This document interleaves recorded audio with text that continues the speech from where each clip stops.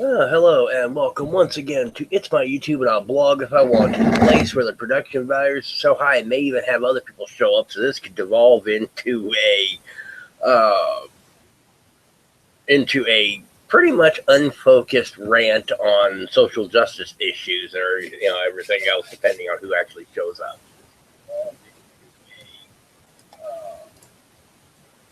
Into a pretty much unfocused rant on social justice. Okay, sorry, I forgot that I actually had this open in a preview window, so I had to deal with that. All right, now this is what it is that I'm working on now. Let's do the screen share. Let's do the.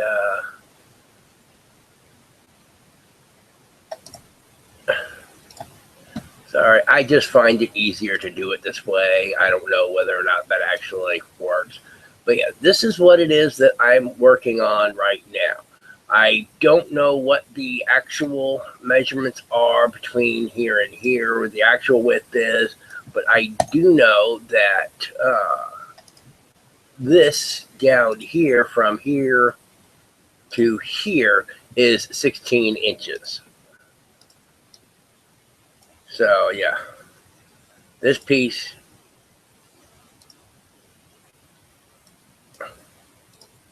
yeah, that is 16 inches where the actual, where it'll go across the chest, which I've got an approximately 15-inch chest across, so that works pretty well.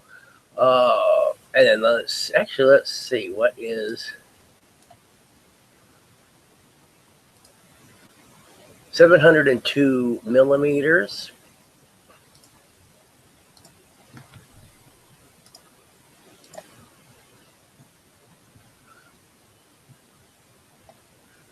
Uh, 702 mm.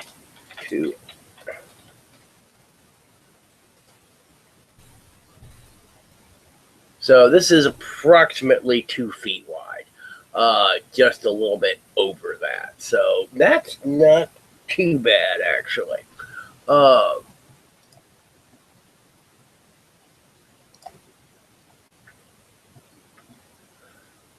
it is. So yeah, this is about 2 feet wide.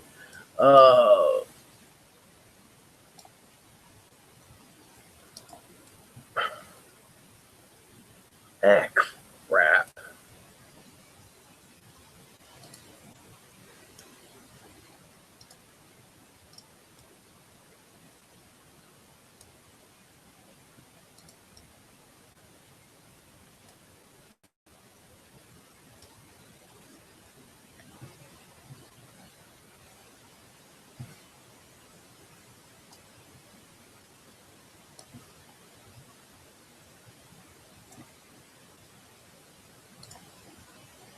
Okay, 396.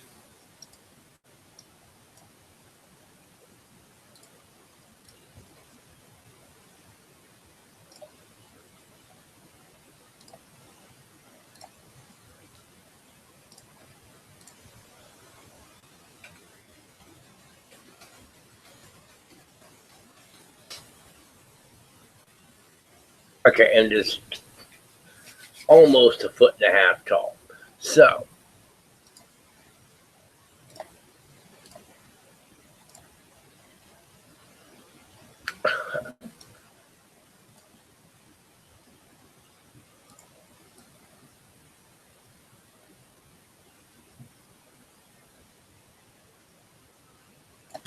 okay, apparently I wasn't actually sharing the screen.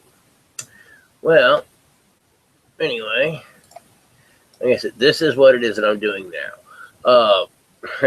For those who didn't see the measurements from here to here, the opening itself in the bottom is approximately 16 inches. Peppercur Designer here does everything in millimeters. That's why I sort of like it, because it is making me, want to bother learning the metric system.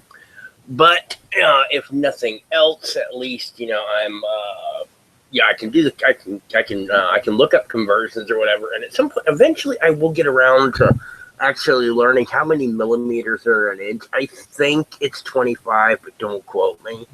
I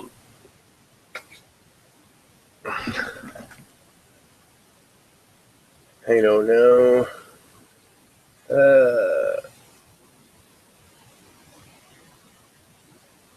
Yeah, if a millimeter is what, 2.45 centimeters, so 24, like 24 and a half or something. Eyes itch. Well, anyway, so the opening is close enough to 16 inches. The shoulder from peak to peak here is 27 inches, give or take a fraction or two. And I haven't been able to get an actual measurement because it won't give me a lock point. Apparently, it will only give you a measurement point at a vertex rather than along an edge. But when I measured from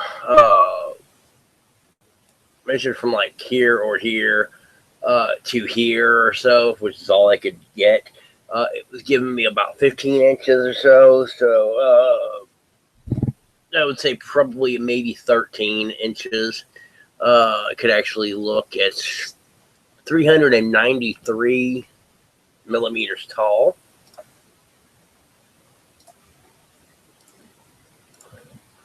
Uh, 393.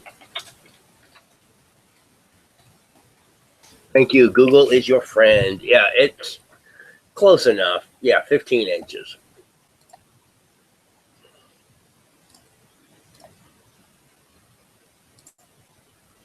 So that's actually what it is that I'm working on now. For those of you who are thinking about doing costuming and prop work for commission, or thinking about commissioning one, especially for you people out there thinking about trying to demand that one of us make something for you, and and say, oh, well, I need this and I need this and I need it in 2 weeks. Okay, let me show you something. That right there,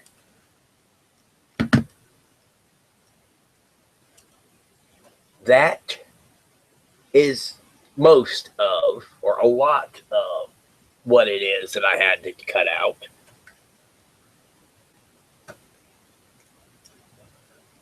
And then I have, I guess this is the central part from the chest that I actually did it on, this, because I had it laying around. It was actually something my wife got me for Valentine's Day. But,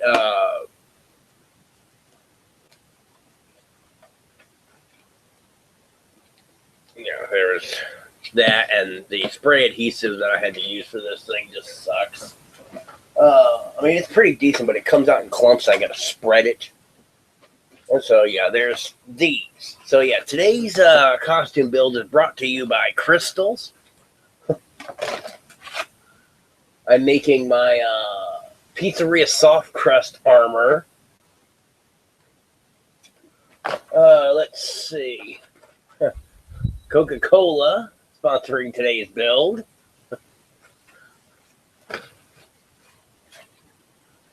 Clover Valley.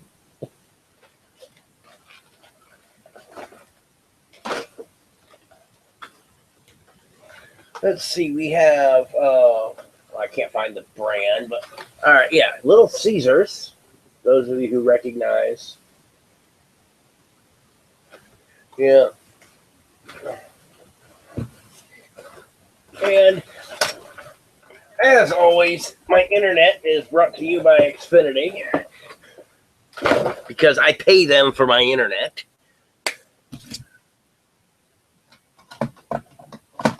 Yeah, that box was actually, we ended up getting a new router because Comcast has recently updated their network services and everything to where your box actually broadcasts two Wi-Fi networks now. There's the 2.4 that you're used to, and then there's the 5. I think gigahertz or whatever it is, but there's a 2.4 and a 5. And the 5 is the modern current network, and the 2.4 is the one that they're used to. The 5 is supposed to be faster, whatever. I don't know. My Wi-Fi dongle doesn't pick it up. So, but just so you know that for those of you who are looking at getting into costume building, for those of you who are looking at selling and making and selling stuff, and those of you who are especially looking to try to commission a costume build, the printing. Oh, hello. Yes, it is our Lord and Savior. Ooh. Yes, let's see. Cause I finally figured out how to do this. Can you actually see that yet? Yeah, I see you. Okay, I don't know whether or not the general public can actually see that. Yeah, now I know that they can. But yeah, this is what it is that I'm actually working on. It's the White Ranger chest shield, and like I know millimeters and all, so it's I already did them. I already did. Oh, come on! Why is it doing this? Yeah, but yeah, it's 16 inches. So yeah, 436 millimeters. Well, we actually do know how much inches are, because monitors are measured in inches. So. Oh, I know, but I'm saying you coming over from Europe, I know that you actually know. I know that actually know the metric system. But yeah, let's see. We have 690 or 689. Actually, 709 millimeters. Actually, because I've got the friggin' measurements actually over here.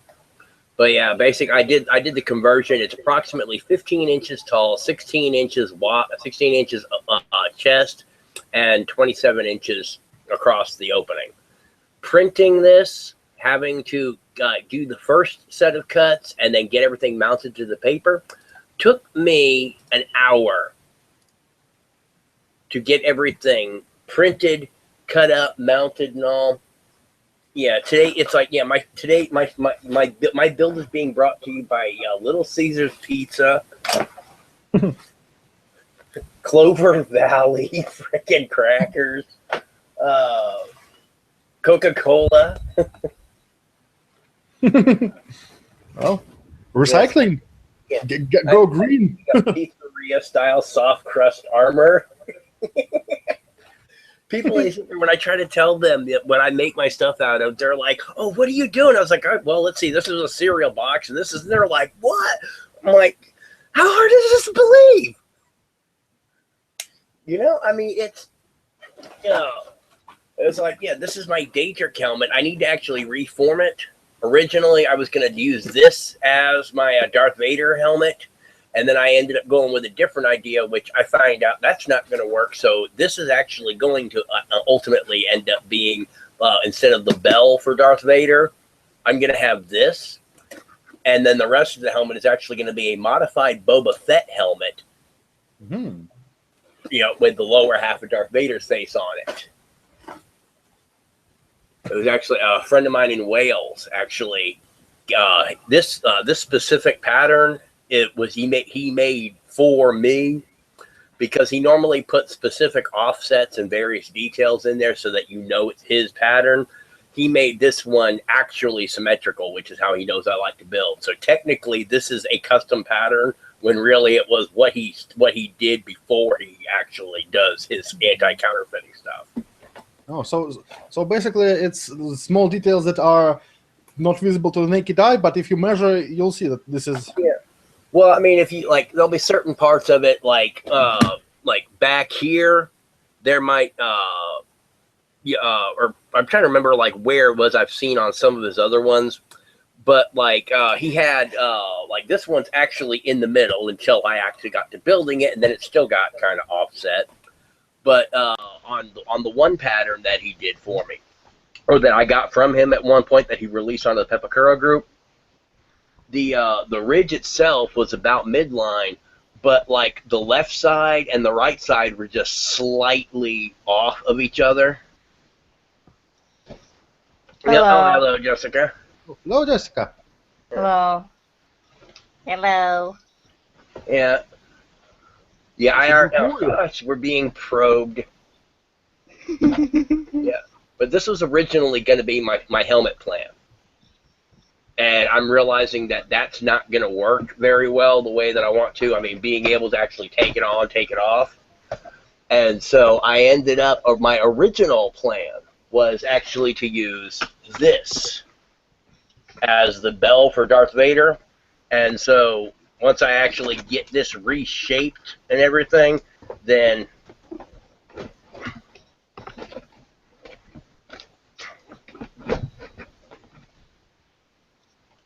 and that's if I can actually get that to work. Be careful, the helmet is kind of squashed. No, it's just cardboard, so we don't want to stress it too much. Yeah, well, I mean, once I actually get the once I get this hardened up, then squashing it won't be that big of a problem. And I'll actually be able to even maybe add some like stiffening strips of like heavy wire or something on the inside just to help make sure it keeps shape.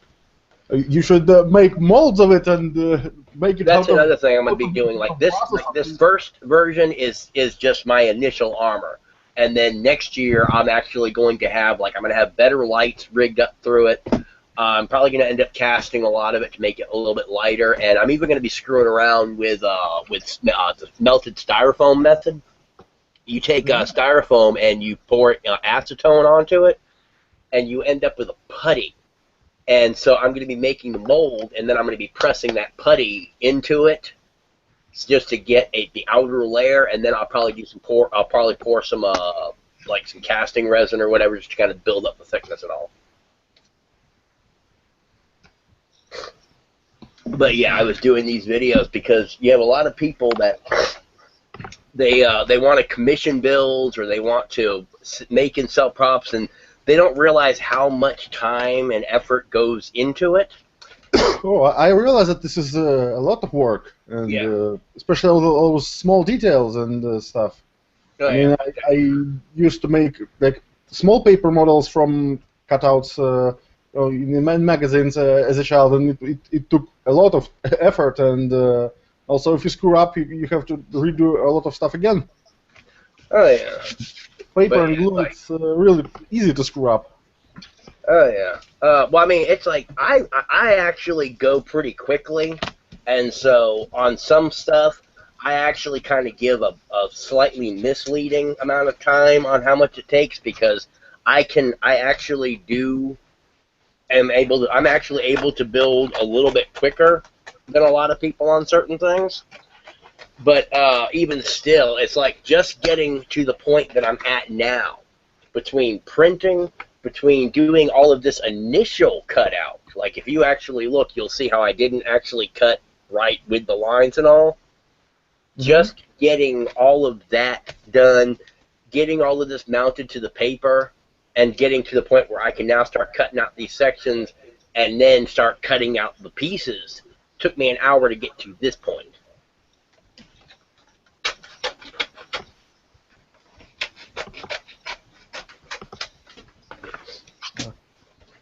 Oh, today was an interesting day. Just seconds after I was unbanned from, well, I wasn't banned from Facebook earlier, but seconds after I returned to Facebook after my banning, I managed to trigger someone without doing anything. Is that a small child in the background?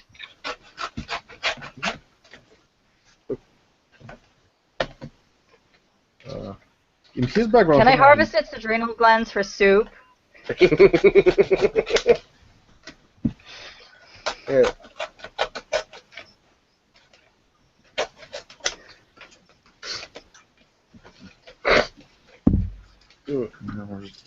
But yeah, I actually, I saw about you being Facebook banned and all, and I was like, oh my, like, what the hell this time?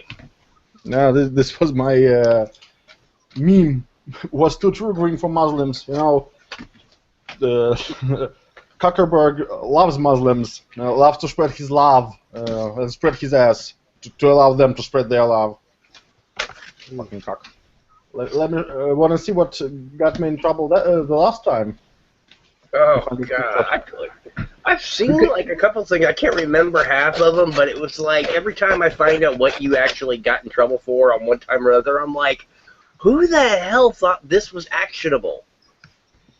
Well, no, people who are Facebook moderators aren't exactly the smartest bunch. Probably some minimum wage workers in some country where they even barely speak the language. They think it. Oh, this might be.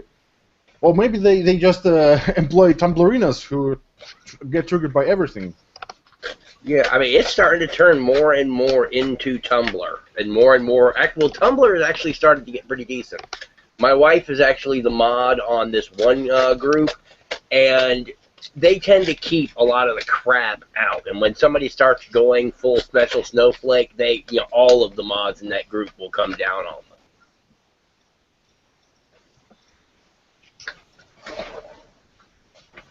Well, this is the image I was banned for, believe it or not. Come on, that's funny. Yeah, I mean, you see something like that. Oh, I mean, there is no way that you can call that anything but satire. Oh, know how satire is problematic.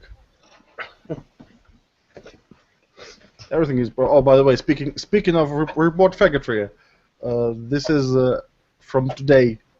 The guy I triggered by merely existing because he was still butthurt from the last time I triggered him. I wonder if these people get triggered when they use the toilet. I mean, they seem so sensitive that the sight of their own poop would probably traumatize them. Well, here it is. After his fifis were hurt once again, yeah, said that he reported my profile. Because that doesn't make, well, he tried to make a case that he isn't a narcissist by acting like a fucking narcissist. Why do I bump into narcissists all the time? Am I a magnet or something? Or is this problem much more widespread than I anticipated initially? Because this is some fucking huge problem.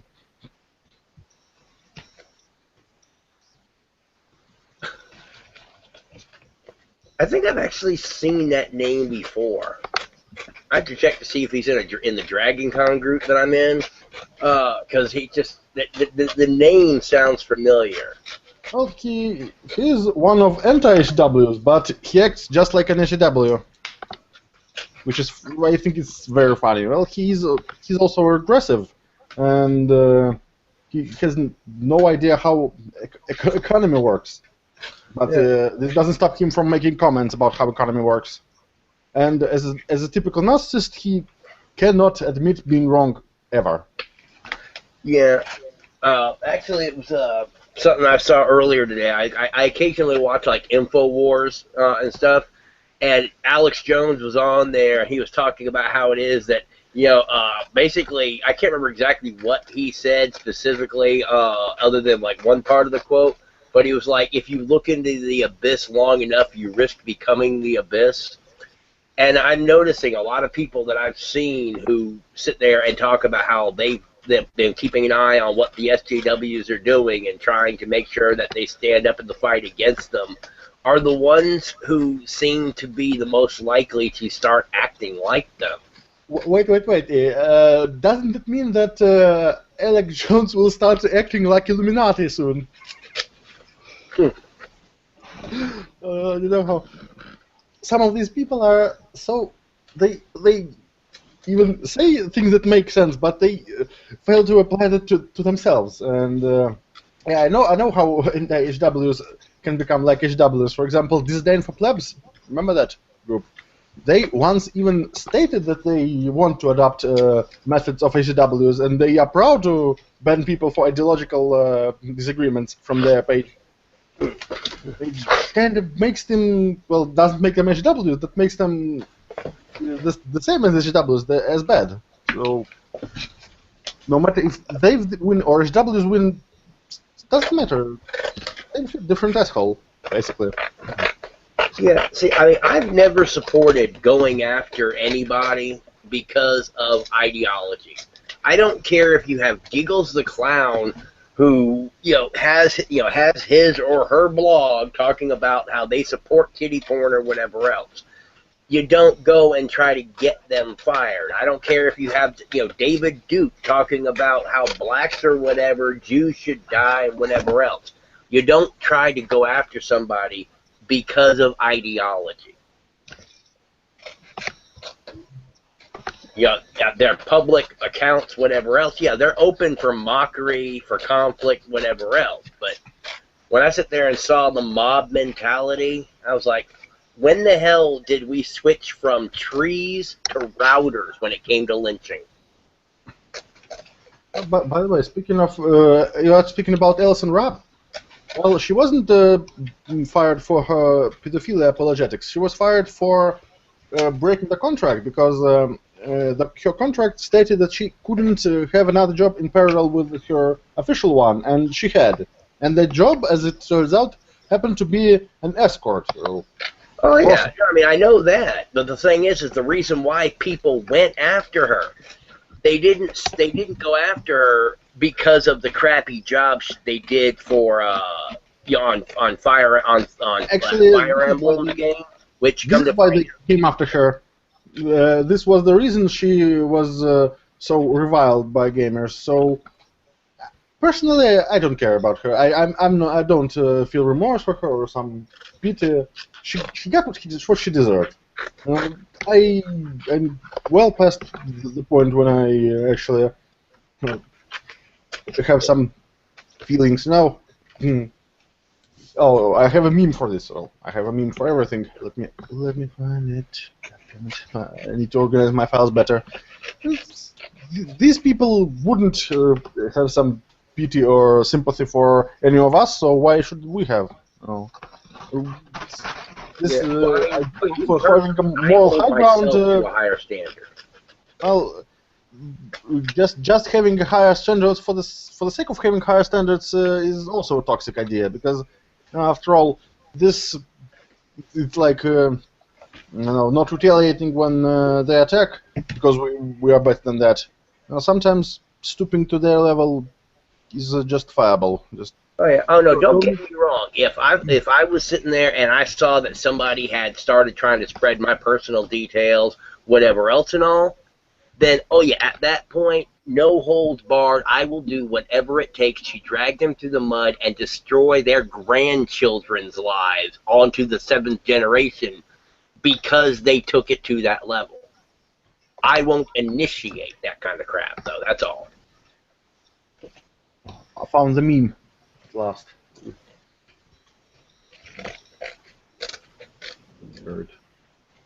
So how toxic masculine I am. Yeah, that's actually backwards on my screen for some reason. Oh, if you click it to go full screen, it should be normal. I don't know, it's kind of weird how this sometimes No, works. I mean, like, when it shows up on, like, you know how you have everybody's screen at the bottom? It's correct on your screen. It's backwards when it hits the main screen. No, it actually might be okay to those who are broadcasting. I don't know. It's kind of weird how this webcam system. Let me see the webcam settings. I don't know. It's nothing here. So if I stop screen sharing. Just like my webcam, to me. Like, this is all, like, I sit there and I go and that is actually backwards to me. Interesting. I've noticed this happened in the latest Hangout, yesterday's Hangout. When my image was in the corner of the screen, the small one, it was mirrored but it wasn't mirrored when I was full screen for some reason. Maybe it's a new feature. Because, when YouTube developers invent a new feature, it always works great for the first time they try it. Remember how comments were broken well, they are still broken in some respects after years. So, I'm not surprised anymore.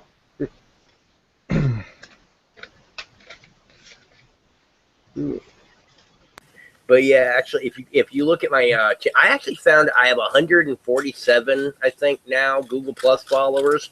I'm like, I didn't realize that 147 people even knew I existed. Apparently now I have people following my Google Plus page.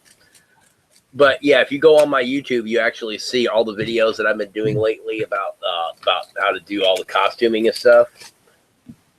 It's looking like it's going to be I've got like just over like 3 months to get this armor finished.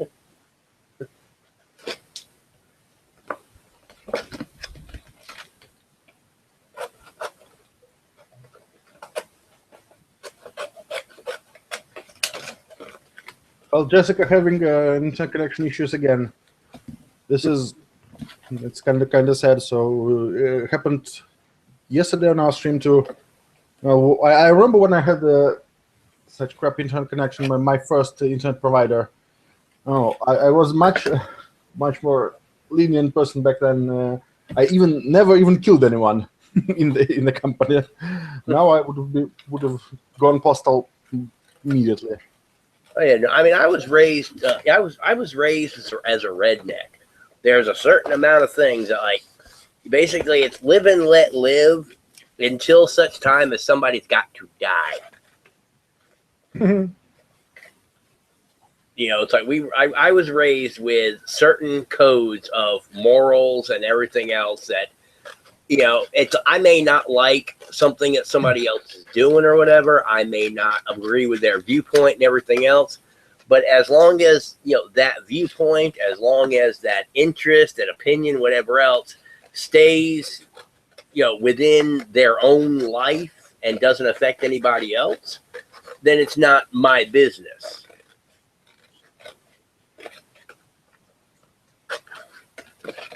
But there are certain things, like if a guy's beating his wife or whatever else, or if a woman's beating her husband, and, you know, I mean, you sit there, you laugh your ass off at him, but you still snap her damn arm because she's about to try to take a hammer to him. But you don't sit there and just up and punch a bitch just because she's on your nerves. Well, speaking of which, why hasn't anyone broken Steve Shive's wife's arm yet? Because you don't hit a woman. Oh, she isn't. I'm not sure she's even human. She's a feminist. There should be classified as, yeah, I said it. Feminists aren't human. Untermensch. Yeah, I resolved the conflict in my head about Steve Shives is you don't slap a bitch. You can slap a bitch back. And so far, Steve has managed to not make physical contact in a hostile manner with me. So,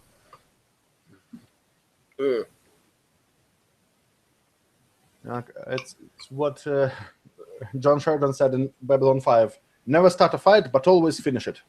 Oh, yeah. And even some of those, like, rules growing up, it was like, you know, never start a fight, but then it was like, they sit there and talk, you know, like, never throw the second punch. You know, it's like, so you're not supposed to start a fight, but always be the one to throw the first punch.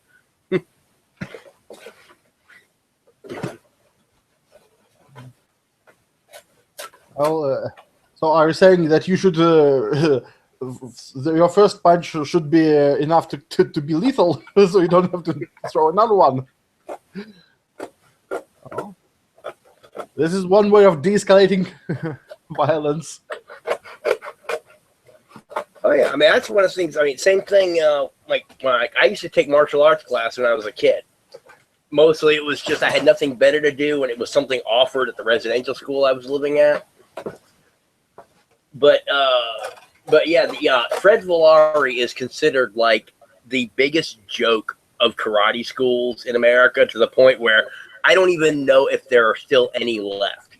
This guy, he went to test for Grandmaster, and, you know, he didn't pass. So he decided to administer the test for Grandmaster himself, declared himself a Grandmaster, and opened up like what they called the McDonald's of karate schools. You can get black belt in 6 months. So basically, it's like a diploma mill university. Yeah, something like that. It's a black belt. It's a black belt mill, basically. You can make black belt in 6 months to a year. sounds really, really quickly. This guy is efficient. Yeah, I know. I mean, I was actually going for like 3 months, and I never even got tested for yellow belt because not only are they a joke karate school, it was like every kid in my class actually was there from my residential school. And because we were having the yearly graduation for everybody that was actually, graduating from the residential school or transferring somewhere else, we had the yearly graduation thing. And well, my karate, the dojo that I was going to was actually putting on a presentation. And so basically they pretty much just they had like somebody babysitting us for like the hour and a half class while they were working on choreography for the for the martial arts presentation at the graduation ceremony. So I never even got tested for yellow belt. I never even learned anything that I didn't already know from a Taekwondo manual. So basically, it's like alternative karate. Yeah, I mean it's one of those things that like you send your kid to when they're getting bullied, because at least if for the general like elementary school yard bully level, as long as you actually know how to throw a punch, you can usually diffuse your average elementary school bully. And so it's like Fred Villari is good for when you have, that bookworm kid that's getting picked on by the trailer park guy. But other than that, it's really just so you can sit there and be ooh, look at my black belt, my diploma, while somebody uses your black belt to choke you out. Yeah, well, this is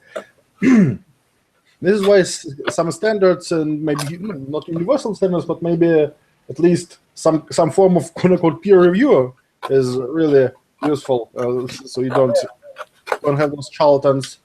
Well, I mean, like I said, Fred Villari, he went to try to test for Grandmaster of whatever tradition he was following, and they said, no, you didn't pass. You are not Grandmaster. And so he gave himself the test for Grandmaster, declared he now had his own tradition. He was Grandmaster of the Fred Villari way.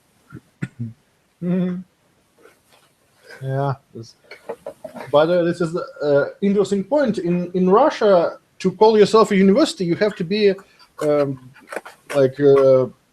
what's the name is? You have to have attestation and licensing. So you cannot call yourself a university unless you are certified university. But you can call yourself an academy, because there's no requirement for anything to call yourself an academy. So every charlatan, every pseudoscientific retard basically makes some kind of academy. And we have an academy of artistic farting. Well, join us. You can become an academic. Yeah. Yeah. I mean, back in the 80s, we had here in America, there were 3 major fads going on. And I think actually all 3 were going on at the same time. But because back in the 80s, our attention spans are so compartmentalized, nobody realized that it was simultaneous. But we had a big thing with Oriental culture in general. And then there was martial arts were big, ninja movies were coming out of the woodwork every week. Then there was a big thing with Australian stuff. Yeah, and let's see. Yeah, it was Japanese stuff, martial arts, and Australian things were the 3 big fads going on. And yeah, my wife loves 80s kung fu movies. Which, by the way, have you ever heard of the American Council of Witches? No. Oh my God! Yeah, there is this group that was formed back in the 70s. It was actually basically legitimate. They were, various pagans that were trying to put together. I hate to use the term because it's not accurate, but they were trying to put together a pagan Vatican, so to speak. where, but what it was is that they wanted to be a clearinghouse for pagan representation. So that way, if you were a Dianic or you were whatever else, and you were having custody issues, but back in the 70s, if you were a pagan or a witch or whatever else, there was some serious, social backlash against you. So That they. was a separate. The legal stuff was the Aquarian. Okay, babe. I'm going right now. Thank you. But basically, it was like there were other groups involved, but pretty much ACAL was trying to be like the clearinghouse and the coordinator. So that way, if you needed legal services, to help out with whatever, then they could connect you with lawyers and other pagans who could help, to make sure that various groups could actually communicate with each other and trying to actually unify the pagan community. And they were actually pretty decent, but then they realized very quickly that it was just that there was so much difference and variation in the pagan community that you really couldn't get whatever. So they just kind of just let it sit. Well, last year you had a guy named Ray Neiman who, from what I understand, has been found out to be, he's a predator. He's gone from woman to woman to woman, and apparently there's rumors of occasionally not women. And so, my wife was actually investigating all that stuff before. And so she went and actually, apparently there's a new group that started up trying to pick up the American Council of Witches thing. Well, she went and made a video posting and talking about all of this. And the Gabby Canary Feather song or some crap actually hate posted my wife's playlist of the streams that she's done so far. Yeah, I guess the intention was, hey, everybody, let's watch these videos and make bad comments and whatever else and all. She ended up getting my wife several subscribers and jumped her view count through the roof in a day. But yeah, if you want to find out about the American Council of Witches stuff, look up Lady Brian's Rambles, and she's got a whole playlist on there about ACAL. Interesting. But yeah, it was. I keep track of. I keep track of everything going on with that because I usually get updated on all new occurrences with that. And the second ACAL, the one from last year, they were sitting there and Ray Neiman was talking about, or I think it was Ray Neiman, but one of the people was sitting there talking about how they were going to have the pagan youth ministry. Well, the person who was found out to be the one who was going to be in charge of the pagan youth ministry was a convicted child molester. Wow. This is qualified for being a priest. Well, yeah, and see, the thing is within the pagan community, there is a need for having some sort of centralized organization, so that way, that if there are issues affecting pagans, if there's a law about religion or whatever else that could impact a pagan's ability to be able to practice freely, then having some sort of national organization that can actually go to Washington and say, no, this is not a good law or something. Or if they notice that there are trends in custody cases, which people's pagan beliefs are being used to drag them through the mud, then, having something like that is a good thing. But for the most part, the pagan community doesn't really lend itself to having a higher group kind of thing. But, it's... there's all sorts of interesting stuff going on with that. But I was also reading an article recently, actually a couple hours ago. There was a feminist, I can't remember what her name was, but apparently her son was accused of rape. It was he was at college, and then his ex-girlfriend decided to accuse him of non-consensual sexual contact a couple of years previous. Mm-hmm. And so I was reading the article. Years to realize that it was unconsensual. Well, I know that feminists aren't exactly the quickest thinkers, but damn, 2 years. Yeah. Well, it was kind of funny because she starts off the article, I up to this point, I would have unashamedly and wholeheartedly supported Title IX, I think it was, and the protection of women or something or other law. I can't remember what specifically it was, but she would have like wholeheartedly supported without hesitation and everything else. And then her own son got accused of rape. This is when a lot of them start rethinking their choices. Yeah. And the thing is, like, I don't know whether or not she's no longer a feminist or not, but it was like I was sitting there reading this, and I kind of wish that I had been a fly on the wall at the moment she came to the realization, what she sat there and put in about how it is that here we've gone and we have eagerly embraced, stripping away due process and all of these other basic protections that are needed. I would have loved to have seen the moment that realization hit her, that here's policies that she fought for, that she campaigned for, which have now hit home. Sometimes it takes a while before they realize what they are getting into and what are they.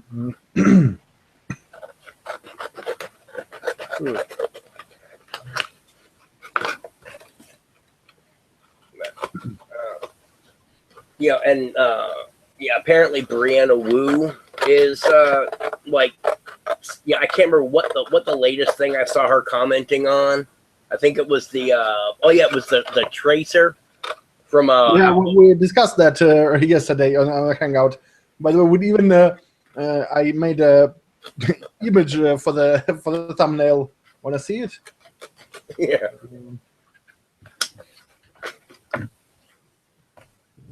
Okay, goddammit, I have too many windows open. Okay, here it is. And what I thought was funny about that is, like, somebody actually posted the piece of art that it was actually based on, and I think if I remember correctly, it was actually something that feminists have. Oh God.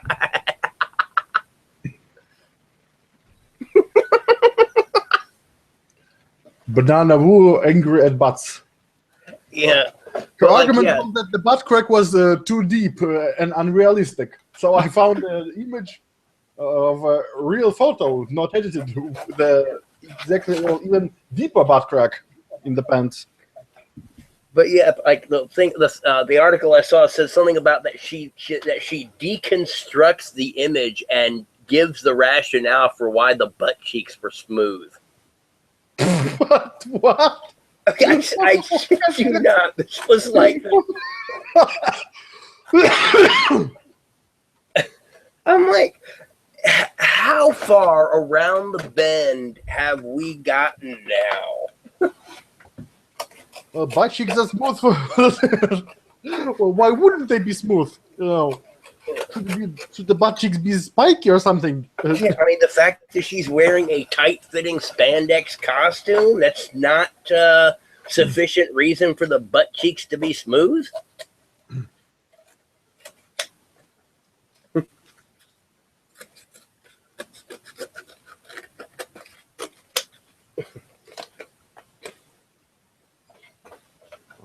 This is crazy stuff. But yeah, this is the stuff I have to go through every time I start a costume build. It's like I have to actually, like, that thing I showed you in the beginning with the with the White Ranger pattern. Sometimes I actually have to go and completely redo the pattern, because, like, if I get one that's made for foam and not cardboard, then I have to actually undo the unfold and then redo the unfold. Like, let's see.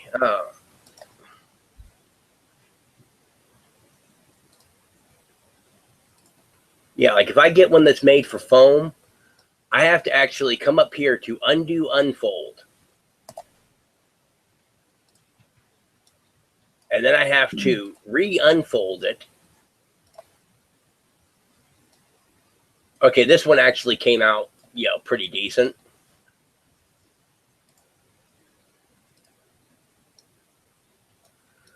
But then I have to sit there and go through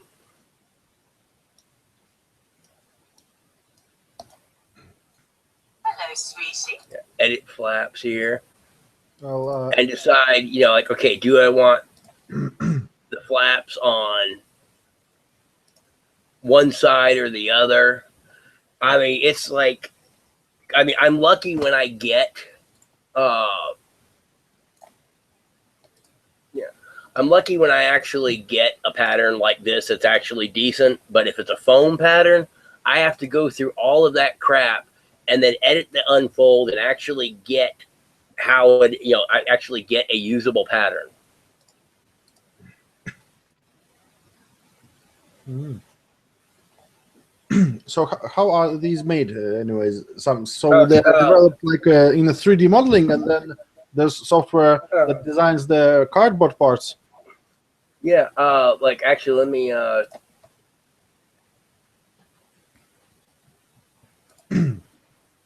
let's see. Start screen here.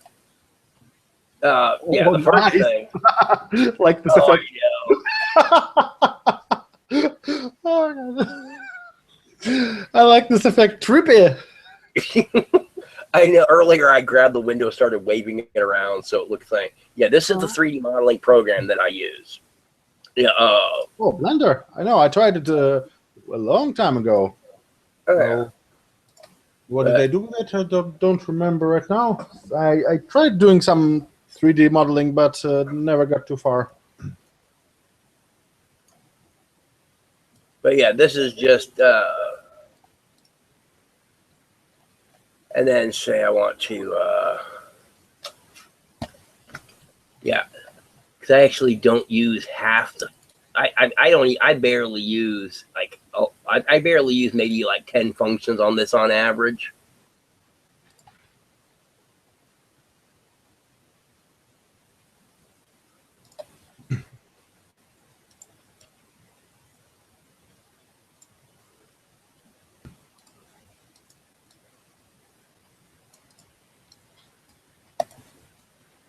But yeah, you sit there and you make, you make the model of whatever you're doing. Let's see if, oh God, I don't even know how, I can't even remember how to put a background image on. But you can actually put a background image and then, sit there and actually match up, especially if you get like a front and a side view. And then you can actually take the model and put it into the side view.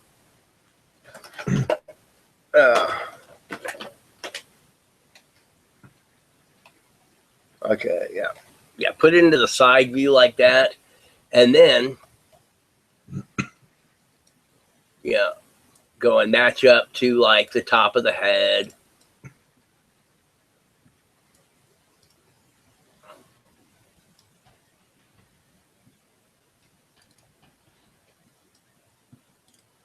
But yeah, you sit there and, you make the model, like say that was, like a shoulder plate or something like that. Then you could do, export. Oh, come on, damn it. Yeah. Export it. If you're going to put it into, if you're going to do it with Pepakura, let's see. Export OBJ.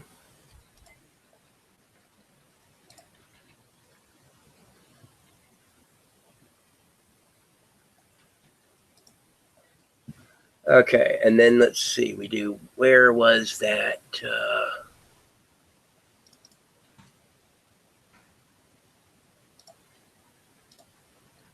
Open.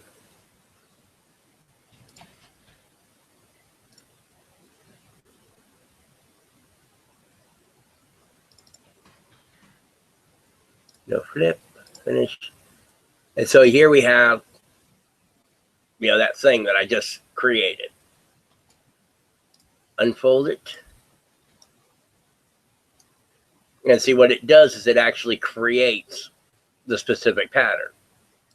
So, nice. So it automates the most boring part of creating those cutouts. Well, the most boring part is cutting them out, obviously, but Yeah. Yeah, I mean, pretty much, yeah. And then, like, you sit there and you come to here, and you can do check corresponding face, so you can see that this face here that I'm pointing to, and then this tab is going to go there. That tab goes to there. That one to there. That one to there. And so you can see, like if you have multiple pieces and so forth and all, you can actually do up your model and all. Close. And then let's see, you have, this is the one, that one that I had done before. This is actually a life-size Legend of Zelda Master Sword. I've actually built this before. The guard or the handle is probably the most time-consuming part. All detail. This part in here it can be hell. Let's see. Oh crap. Oh, by the way, can you get the join link again, because Jessica cannot join with the same link. So there's this add people link on the top button. You can click it and it gets you the link. But yeah, so you can post in the chat. I'll send it to her, so maybe she can join us again. I know it's kind of weird that sometimes the just address works and sometimes it doesn't. So I can't figure out those hangouts there. It's so confusing at times. Not confusing. Nah, goddamn it! My calculator is kicking in again.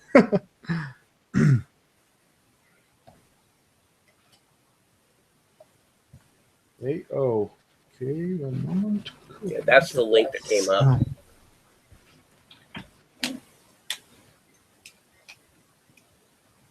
But yeah, what I'll do, like if I'm making a model or if I'm using one, I'll use the OBJ format to work with it in Blender to be able to.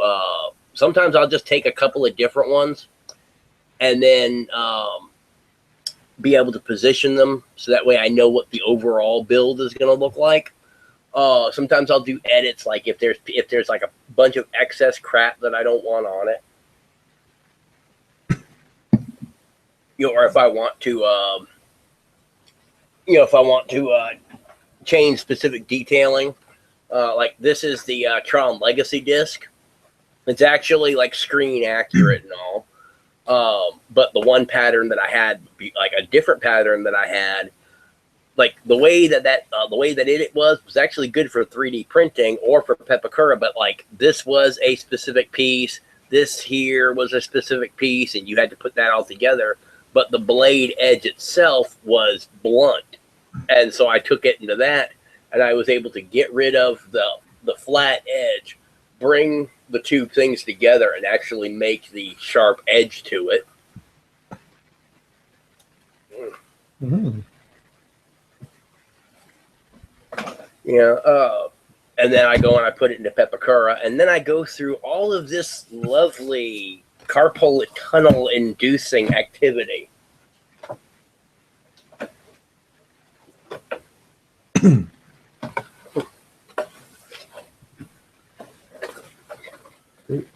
One moment, I need to get away from keyboard for a while, but I'll be back shortly. All right. Be right back. Okay. All right. Yeah, I'm not sure how to post the link for Jessica, but that's the link that I got when I tried to do the add person thing.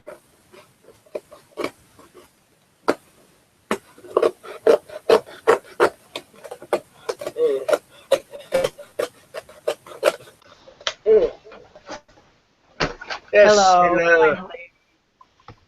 Yes, we are asking probing questions about crafting. Let me just get my old and some Vaseline and I'll join in. Yeah. Oh, by the way, this is actually one of my pieces I'm proudest of. Like, it looks Awesome. like crap because this is just a knockaround piece that I did. Like, the LEDs don't even have wires attached. I actually clipped them off. but this is actually screen accurate. I actually found the PDF for it. And I actually, when I was carrying it around Dragon Con 2 years ago, a guy that was doing a Clue cosplay actually told me that if he hadn't already spent like $125 on the toy replica that they were selling originally for like $20, that like it barely lights up, and this is like the licensed replica that has the little plastic display stand, and all. He actually said that this thing, unpainted, no working lights, straight up cardboard, he would be actually been willing to pay me $30 for this.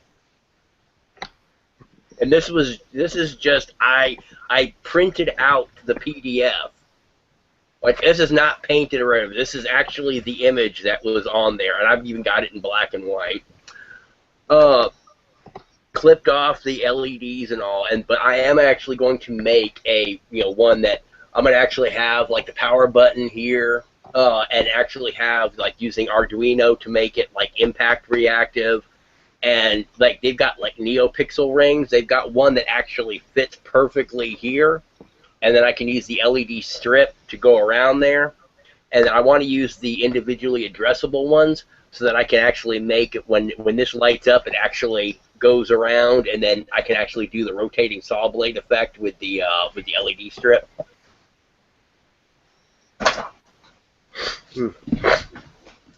But yeah, it's like I'm still not even done cutting out all of the pieces yet, just to get to the point where I can actually start cutting them specifically. And then all of the wonderful folding and gluing and swearing at the dog for pulling the, for knocking the plug out of the power strip yet again while you're trying to work.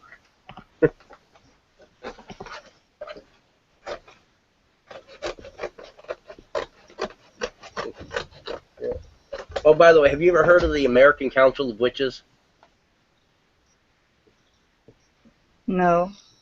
Yeah, apparently there was an original group that was actually had good intentions. They were going to try to make like a central pagan organization, so that all pagans had representation and whatever else. They couldn't agree on what color the door for the office was going to be, so they were like, all right, screw it, we're just going to go on to the rest of our lives. And so somebody decided they were going to try to start it up again. Oh, they had plans for a youth ministry. The person that they named as heading up of the pagan youth ministry was a convicted sex offender. And that's just the beginning of the what the fuck kind of thing going on with these people. Well, apparently, last year's group ended up going into hiding because too many people caught on to who a lot of these people involved were. And so another group has raised their ugly head. And my wife actually, she's actually following it because she's part of like a pagan group that doesn't allow a lot of bullshit to go on. And so they've been kind of following them along. And you have this one individual, Canary Feather Song or whatever, some crap. Kate posted my wife's playlist of all of the streams that she had done talking about ACAL. Pretty much with the, hey, let's go harass her and so on and so forth and everything, ended up getting my wife like a couple of subscribers and shot her view count to the roof. So basically it backfired. I know. It's like, I loved it. When she's sitting there, she was telling me, she's like, I just got like 40 views and 2 subscribers in a day over this.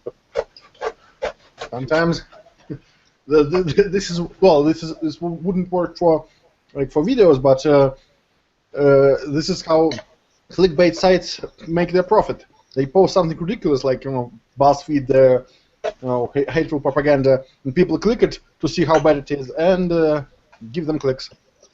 Oh yeah, yeah. If you want to find out all about ACAL, if you go on YouTube, look up Lady Brian Rambles. And believe me, you watch these videos, you will find out that yes, she does at times. But she actually gets into like all of the crap that's going on, definitely with the current group, and I can't remember if she talks about the previous one or not.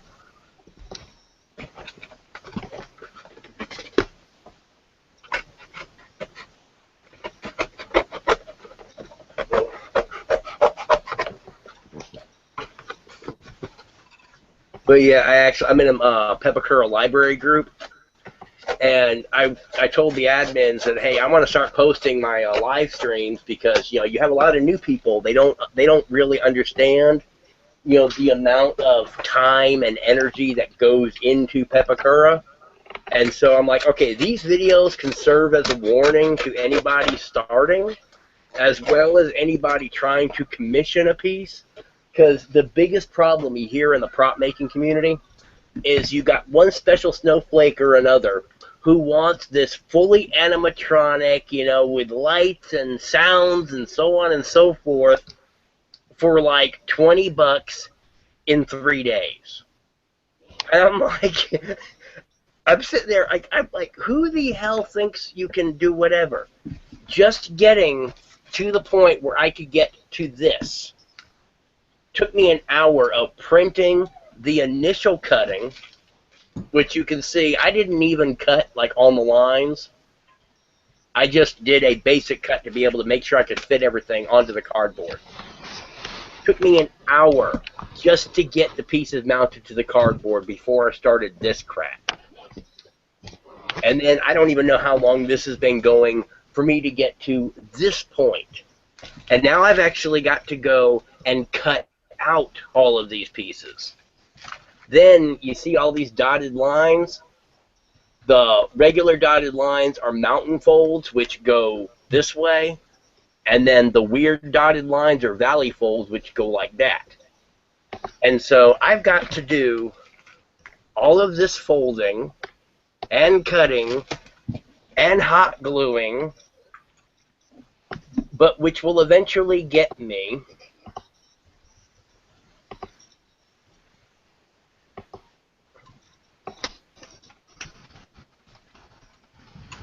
I love this.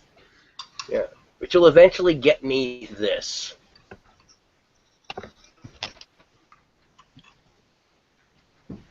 You should get one of those plotters that can cut cardboard, so you don't have to do it Your manually. screen looks like it's on drugs. It's supposed to look that way.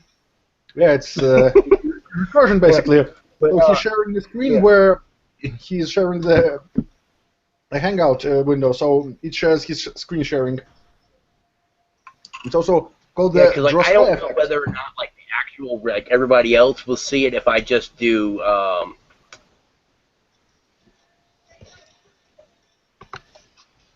Yeah, like I don't know whether or not if I sit there and I just do, let's see, hit, if I hit screen share, hit that and that. I know that you guys see this. I don't know if the general public sees that or not. Should see it probably. Oh, by the way, here this Yeah, well, it says how present. it Like, it says you are screen sharing. It says stop and then present to everyone. And so, like, I hit that, and it says now you are screen sharing and presenting to everyone. Present to everyone means that everyone will see your window maximized. So when someone else talks, their window wouldn't take over that. This is what it means. Oh, okay. And what is the Drost effect?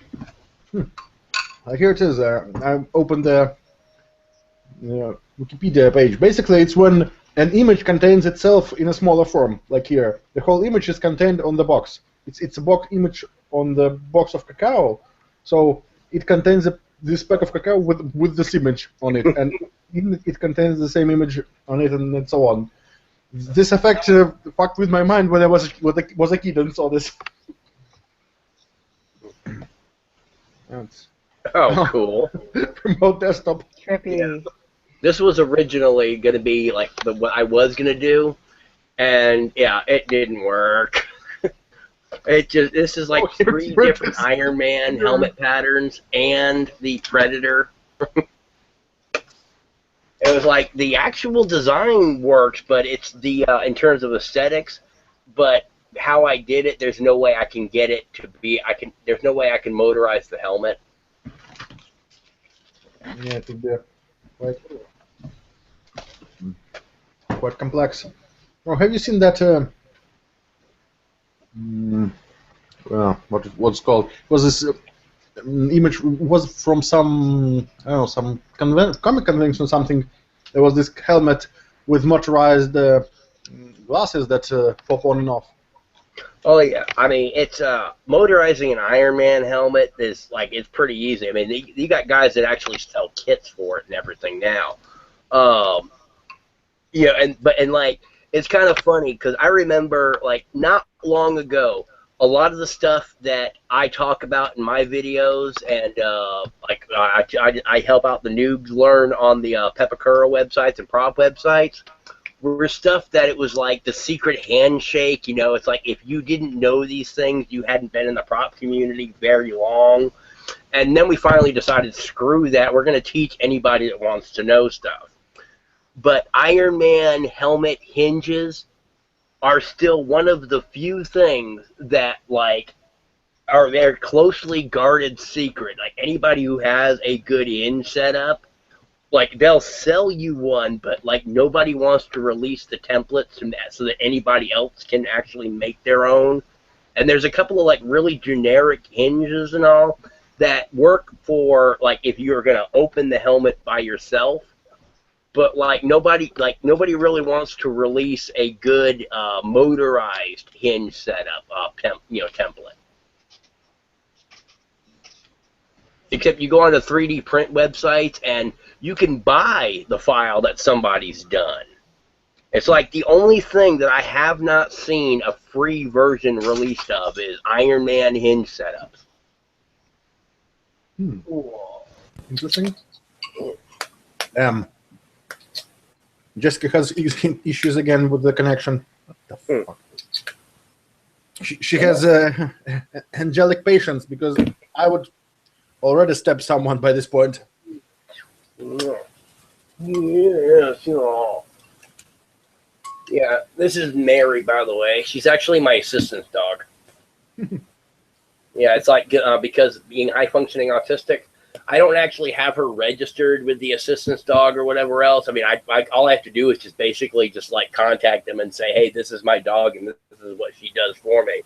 But it's pretty much to remind me to come out of my head, actually make sure that she's got food, make sure she's got water and everything else, so I don't get like lost in what I'm doing. And so it's just basically helps me remember to reconnect with the outside world. Otherwise, like if my wife didn't bug me, and tell me, hey, look, I need help, changing diaper or whatever else, I could spend 14, 18, 20 hours building straight through without stopping. So it's basically just like being high on amphetamine. Yeah, actually, I mean, it was like there's a couple of guys I was talking to that, like how when you're a runner and you're sitting there and they're doing marathons and they have that runner's high. There's like something I've actually heard other people talk about where they get the peppers high. Where we sit there like those of us who do the Pepakura. We call ourselves peppers, because it's just, we needed a term for what we call ourselves.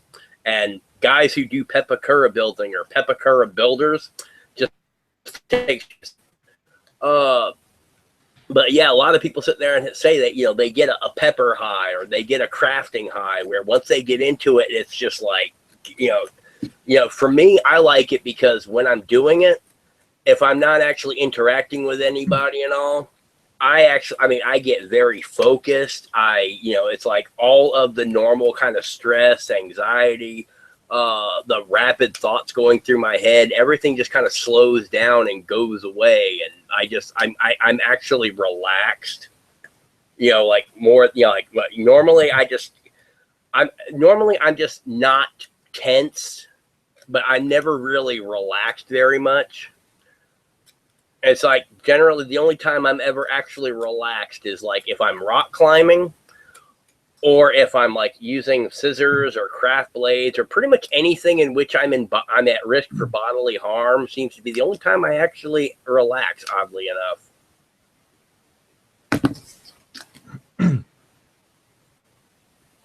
No?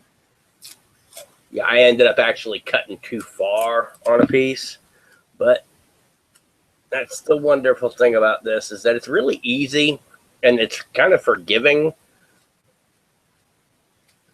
but piece of masking tape and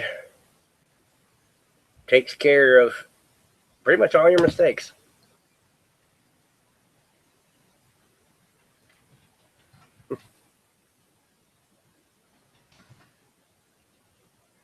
You know, and then after I do all of the cutting and folding and gluing, then comes the hardening stage, though.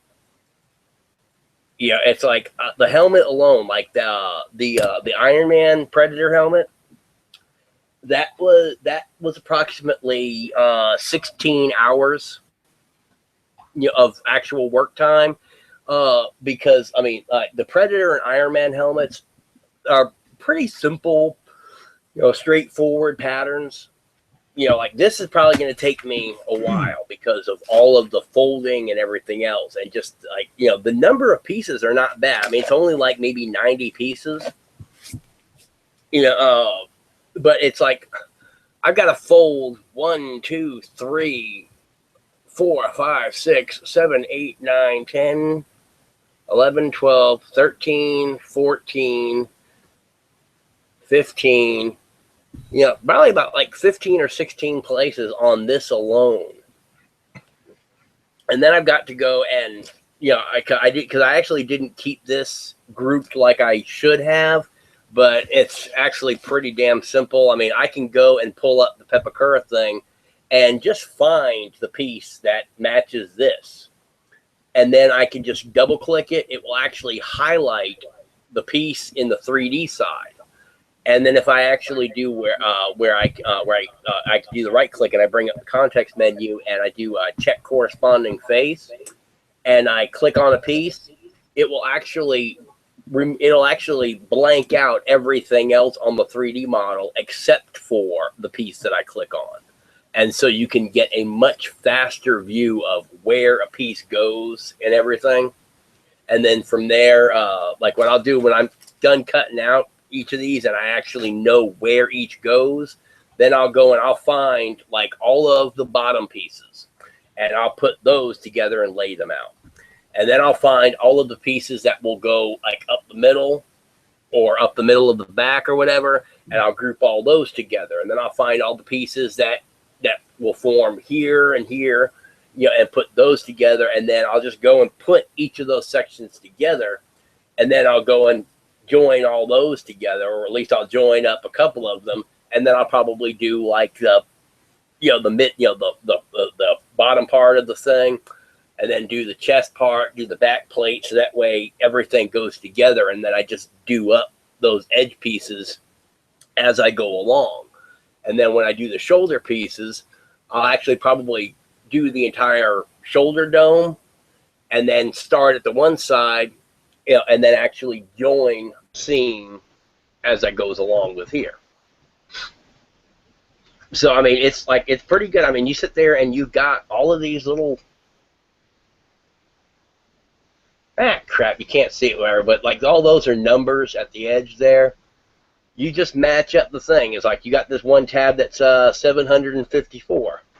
Somewhere around here is a flat as a flat edge that says 754. And so you just go and you just match up all of the numbers and everything. I mean, every time, like when I show off my helmets, like when I was at Dragon Con last time, and people were like, "Oh my God, that's just so amazing! That takes so much skill!" And like, wow! And people, this does not take skill. This is anywhere from 12 to 18 hours of tedium. This is hours of your life you are not getting back that Forrest Gump could do. The actual skill comes when you do the shaping, when you put like the Bondo and stuff on, when you put, like, I've got a wood filler that actually works just as well as the Bondo, but doing the shaping, the sanding and everything, doing the paint work, getting the lighting to work and everything else, that's where the real skill comes in. But the actual building, I mean, that's just, you follow lines and match up numbers. You know, the problem is a lot of people aren't patient enough to actually do the thing. But yeah, just the prep work to get me to this stage was an hour. Now I don't even know how long it's going to take to cut everything out. a few things that I do to speed up my process, though, is I'll go through the model and I'll pull up the check corresponding face menu, and I'll see the list of all of the pieces on it.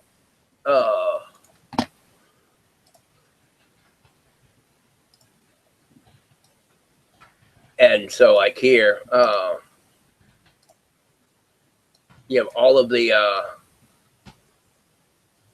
and so what I'll do, let's see, let's clear that. God, why is it doing that? Okay, now say I want to do just this chest emblem.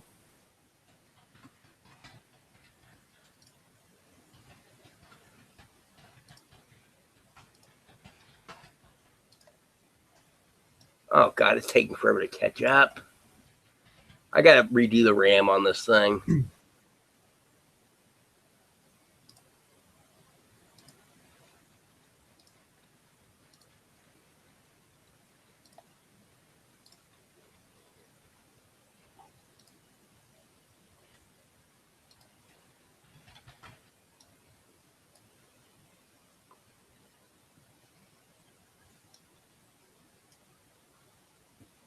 Ah, come on.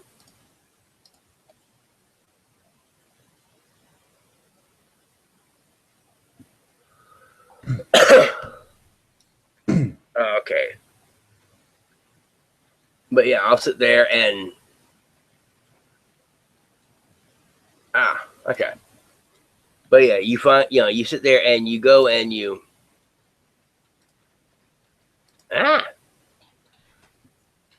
But yeah, you go, basically you can select all of the parts that you want. Hit change name and do EMBLEM. You can actually just do emblem, or if you put the number sign, then it will actually even label which part for that. And then I'll go and I'll do like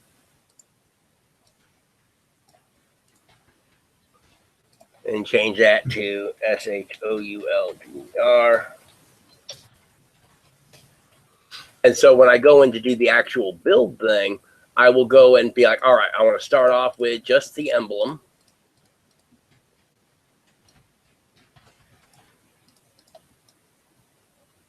And then I want to do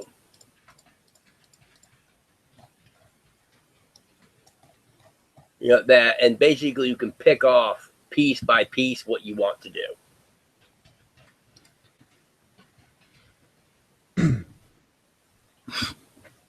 And it does start speed up the build process. Whereas before, I just went and took the Coca-Cola box. I took the like the bulk of it. I actually am building it. Like these ones, the main body and the shoulder pieces were actually all on the box to my Wi-Fi router. I got and what I'll normally do is I'll take this piece and this piece that form the top of the chest, and I'll actually make sure that those are grouped together, and then I'll take the bottom piece and make sure those are grouped together. Any of the seam pieces, I'll try to actually not only group them, I'll try to keep them in something of an order. So as I'm cutting everything apart, I can then go and put everything together, and just having everything right there, I can just start whipping through quickly. I mean, if you take a look at the video I did for the helmet, you kind of see how I did all that. But yeah, doing all of this, if you're good at the shaping and the hardening and everything else, you can actually make a movie studio quality Iron Man. Mm. Oh yeah, I've actually seen guys. I mean, there's one guy that I found out that he sells a single suit of armor for close to $12,000, and he uses Pepakura for his base construction. And then what he'll actually do is he actually goes. I can't remember if it's the one guy I'm thinking of or it was somebody else. But if he goes and you buy a full armor from him, he will actually do the Pepakura, and he will actually, do the shaping and everything else. and then he will use the pepakura that he's built to actually pour a cast, and actually, he will have a resin casted, and fiberglass, is what he actually sends you. The pepakura thing that he does, he builds every time for each client's thing, because he actually scales the armor in the pepakura. Like, he actually sets the height, the width, and everything else for that customer. Builds the pepakura thing, and then he just throws that away once he's done the cast. But what he does, like when he actually puts it together, he puts on, he makes sure that it's smooth. He puts the Bondo on, and he sands it down. And there's one guy, I can't remember, but he actually takes like a friggin', the scraper that the dentist uses. He actually will get in there, and that's how he actually makes sure, like, if you have an underhang, or like the brow ridge or whatever, he'll actually go in with that, and that's how he makes sure that you get that nice, clean joint in that corner there and stuff. I'm like, screw it. I just want to get this thing put together, and then just make sure that it does look nice. And then over the course of the next couple of years is when this armor is going to evolve. Eventually, I'm actually going to have a helmet-mounted display. I'm going to have cameras mounted into like places like the chest plate and the back plate. Because another problem with armor is being able to see. That's why a lot of people who go to conventions, they'll have what's called a spotter or a handler. And they make sure that like nobody gets in your way. Make sure you don't walk into walls. Make sure, like, if you're sitting there and you're trying to, get a drink or whatever else, they'll hand it to you, because the gloves are really hard to hold crap with. But I'm going to be having cameras mounted, and then have an in-helmet display, so that way I can see what's going on around me. And then actually eventually have a working computer in there. What I'm trying to do with that is actually design a wearable computer of my own design. If I can actually get it to be able to run Windows, then all right, cool. But as long as I can get it to run like Linux, like Ubuntu or something, I can actually sell wearable computers. All I have to do is, once I get the in-helmet display thing done, I go and just take that out of there and then design a more consumer-friendly, like a headband or the glasses for it. Figure out how to be able to handle any wiring and stuff like that and all. And then I can still turn around and in the cosplay community itself actually have where you have the entire eyes closed off and lit up, but you'll still be able to see because of the because of the display. You add low light cameras, thermal imaging cameras, telescoping lens or whatever else, or the zoom lens, means now I can turn around and I can sell that same thing to police, fire rescue, military applications, or whatever else. I mean, you pretty much go whichever way with it. One of those is going to make me money.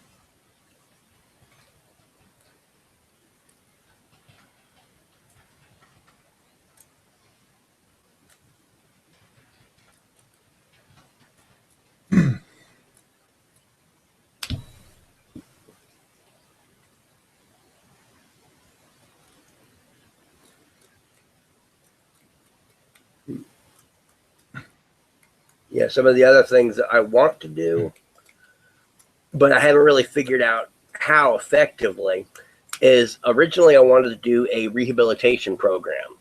With me, like, I'm a high-functioning autistic, and I really don't learn well in, like, the standard way. I'm really good hands-on. Like, I could not stand math class, because real-life math, how to make change, whatever else, anything that you would actually use in life, I do no problem.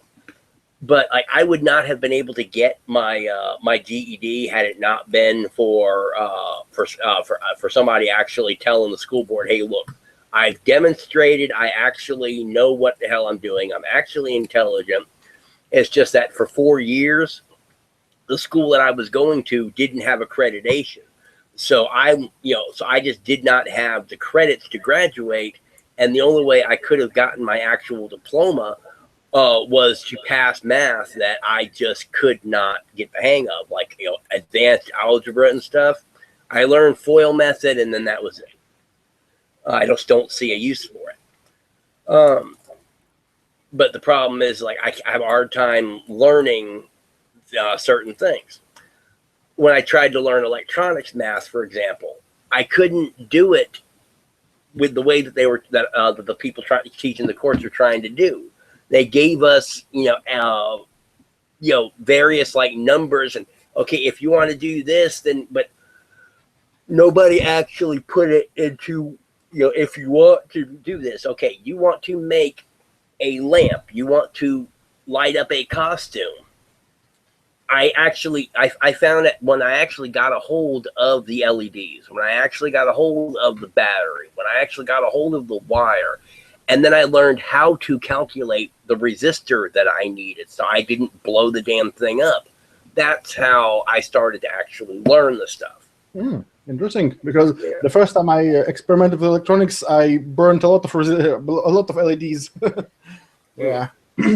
Oh yeah, I do intend to actually get stuff and actually subject them. I mean, I want to see if I can actually make an LED actually go pop.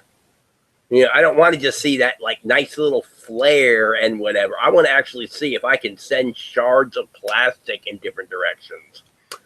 Oh. But what I want to try to do is you better have better luck with capacitors. They go pop if you connect them in opposite polarity.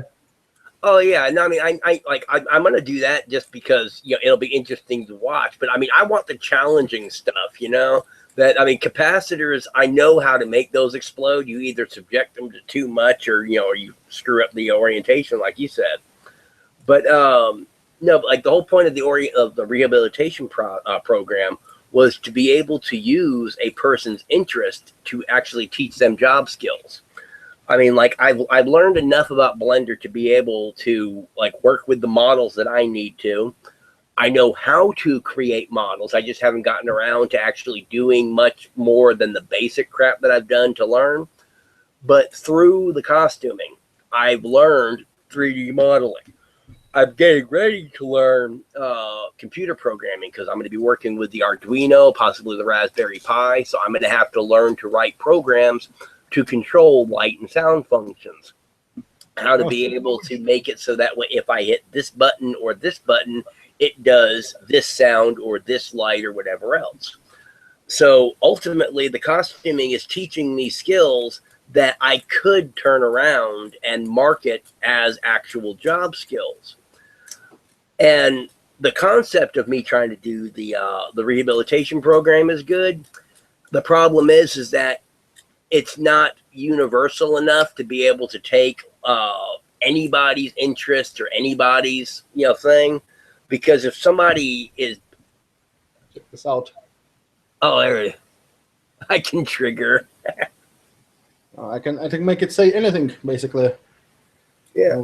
The software it uses right now is kind of shitty, but I'll improve it later. Well, at least it works somehow. So well, it's a win, I guess.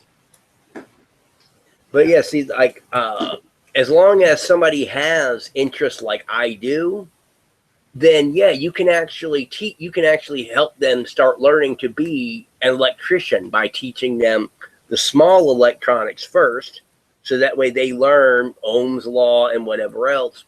And doing the costuming keeps them engaged, keeps them interested. It doesn't get boring and academic. You use this to get them started, and then you can move them on into more formal training because they've actually got the skills down and they understand the math, they understand whatever else. So now they can actually focus on actually learning to be an electrician, just for one example. The problem is that you need to have somebody who has the proper interests. Otherwise, it's a waste. So I'm still going to develop it as a rehabilitation program because it can be applied for the people. But I'm probably going to end up like really developing it as like a homeschool method or for like Montessori students and stuff. Because if you're working with fiberglass resin, for example, very good way to teach a first grader the difference between an exothermic versus an endothermic reaction. This is something you normally don't handle until at least high school science class. So you could actually have middle schoolers and elementary schoolers grasping advanced college level concepts because you have them build a Legend of Zelda shield. Well, the best way to learn about exothermic and endothermic reactions is to help them organize a meth lab. They will see how dangerous it is to let a thermal run away. One thing you will never have to worry about your students falling asleep in class. Well, the course is so interesting, it's basically addictive. Yeah, I actually was watching this one thing. It was actually supposed to be demonstrating the safety of glass made by this company because they had a booth set up. They actually had somebody come in and make meth through what's called the shake and bake method. No. And basically, it got to they had them do it right up to the point before it became meth, but while it was still dangerous. And so he's sitting there and he's doing it, and then he goes and he closes the bottle and then leaves the work area so they could sit there, and so they actually let it explode so they could show you how strong the glass was now for the observation booth. I'm like, I can think of better ways to do that than having somebody running a meth lab in your presentation department. Maybe this is how they are targeting their audience, because they know what this is used for. Yeah. Well, I mean, I sit there and I was actually curious because somebody sit there and said, well, you can find anything on YouTube. And I was like, I mean, I want to see whether or not it's actually gotten to this point yet. So I looked up how to make meth. And there's a bunch of videos, but they all say we leave out, vital steps and whatever else. So I'm like, yeah, we have actually gotten to the point where you can look up how to make meth on YouTube. Well, if you really want to, everything is. Oh, by the way, there's even this Breaking Bad the musical. Welcome to our online tutorial. Huh? We do such stuff on YouTube. Oh, by the way, my wife told me that there's actually a SpongeBob Broadway musical coming. Why? Well, we have a 2-year-old son, and he absolutely loves SpongeBob. Is why she told me. Why they're making one, I have no clue. They might have looked up how to make meth on YouTube.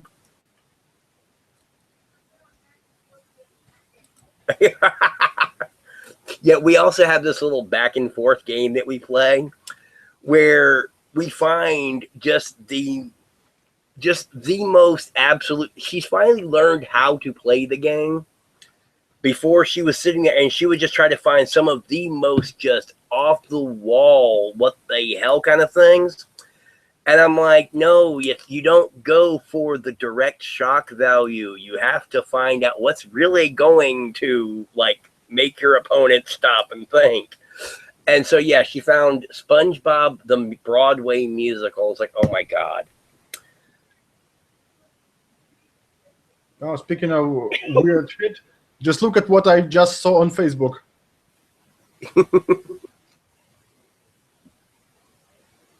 What the hell?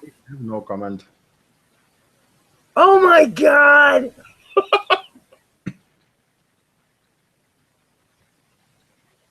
Oh my God. I need to get that because I have a friend of mine I want to send that to. Let me save the image. It was in a comment, so I don't think that a direct link will work. Okay. Oh God, yeah, I have a friend of mine. I'm gonna spring that one on. And it's, Yeah, I have a friend of mine. He's actually a brony, and well, actually he basically he became a brony because his girlfriend likes it, and so every once in a while I will randomly send him furry pictures.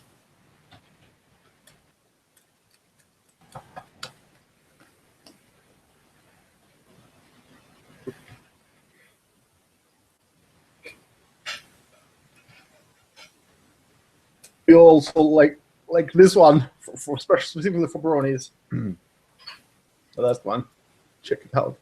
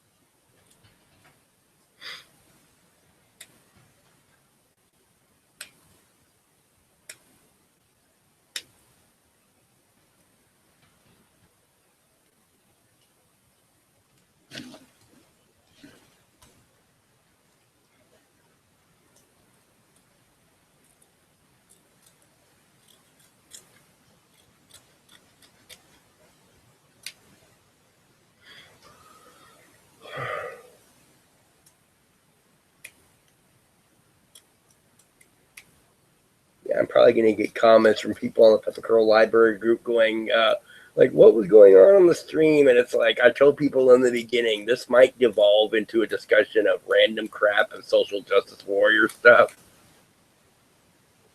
Oh, random crap is always interesting. Right. Said Jessica cannot connect anymore. She isn't even online. Huh.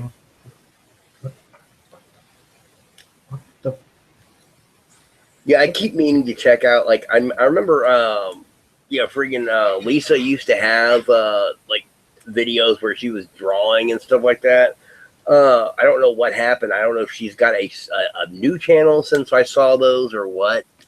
But it was kind of interesting to actually watch her doing the the speed draws.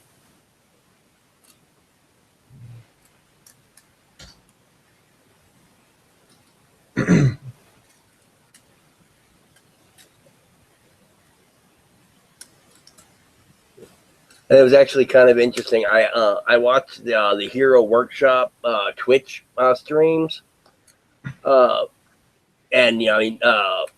it kind of like they were sitting there. We were talking about Pepakura, or they were talking about Pepakura, and I happened to mention the wood glue method that I use.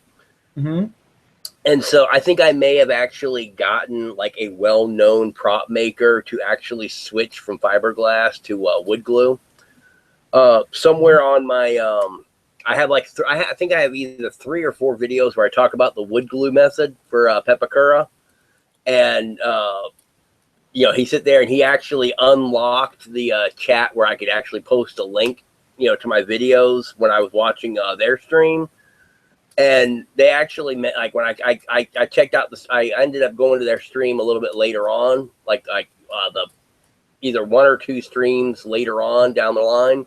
And they actually said that they, like one guy actually said that he really was thinking about switching over to it completely.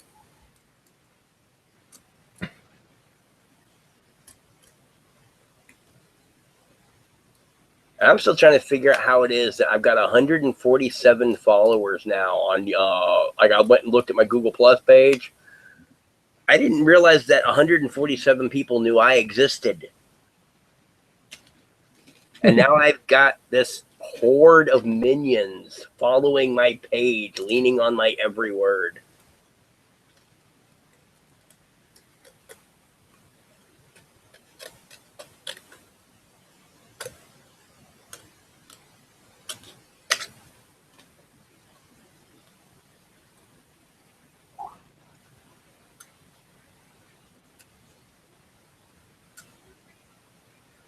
Uh,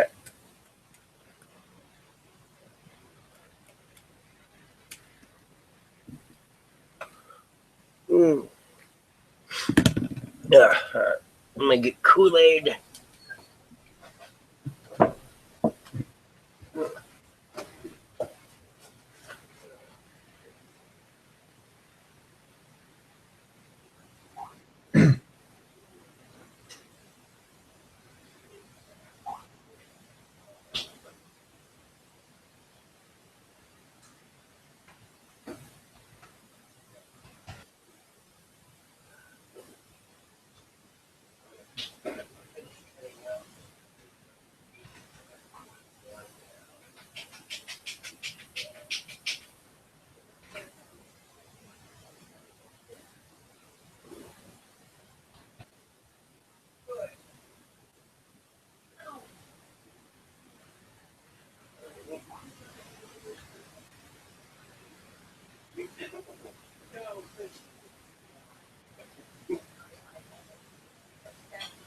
Oh, sorry.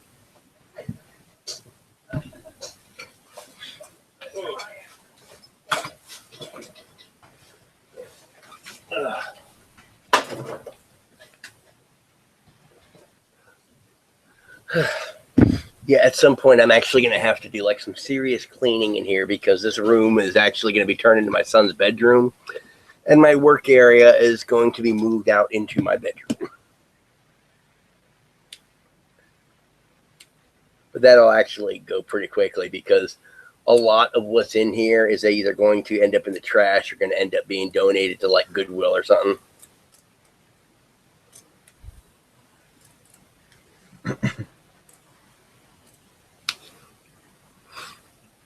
And then I still had to get some thermal paste because my wife was doing one of her streams, and she came and sat down at my desk to do it, and I had hot glue residue on my desk. And she ended up getting a piece of hot glue up into the cooling fan of the laptop. So ended up getting her a new one so that way she can still do what she's needing to do.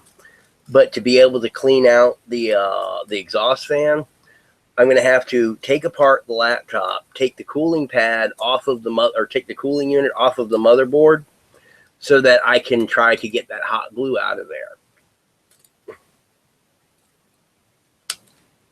Well, cooling fans are sometimes it's kind of pain to clean them up. Oh yeah. Well, I mean, also the thing is that like it's getting her, the battery on it is kind of getting to the point where she's only got like an hour of battery life on it.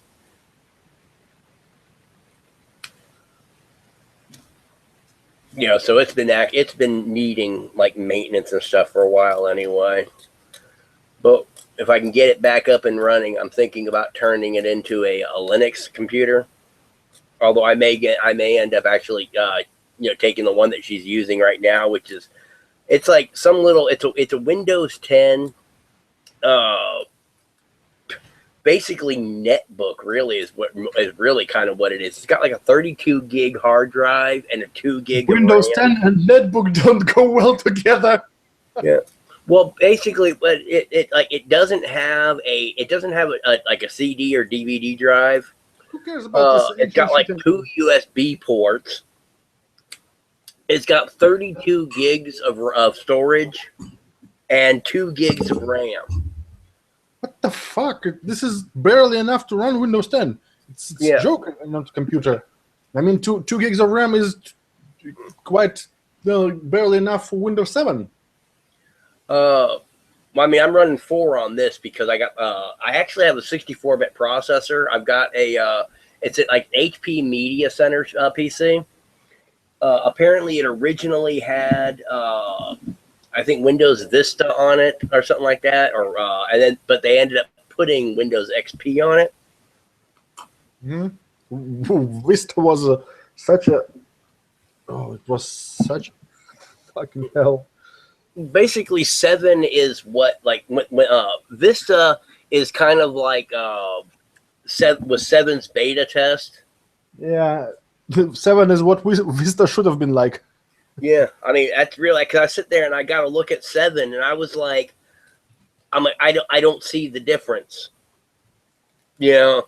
But I mean, it's really what they did was they basically they made the all of the graphic elements less cartoonish. I actually like really when when it comes down to systems, Windows 98 was like the most stable. I mean, that system is built. I'm not don't want to sound like Carl the Cock, but are you kidding me? Windows 98 stable. Yeah, that's what I'm saying. I never had a problem with it. Well, this is called argument from personal incredulity. Just because you didn't have problems with it doesn't mean it's stable. Because trust me, well, compared to Windows Millennium Edition, of course it's stable. Anything is stable compared to that. Oh God. Yeah, and like Windows XP was actually pretty decent, but it was just. I mean, like actually, like to be completely honest, if I actually had a Windows XP machine, I could do everything that I do. All of my games, my Pepakura Designer, Blender, there is nothing that I actually even need anything advanced to 7 for. I like 7 because like it really is it's the easiest to secure. It actually helps, you actually get like the best privacy protection with it out of the thing. I would be running Linux if it wasn't for the fact that I've got too much invested right now, with the thing and trying to do switch overs and everything else.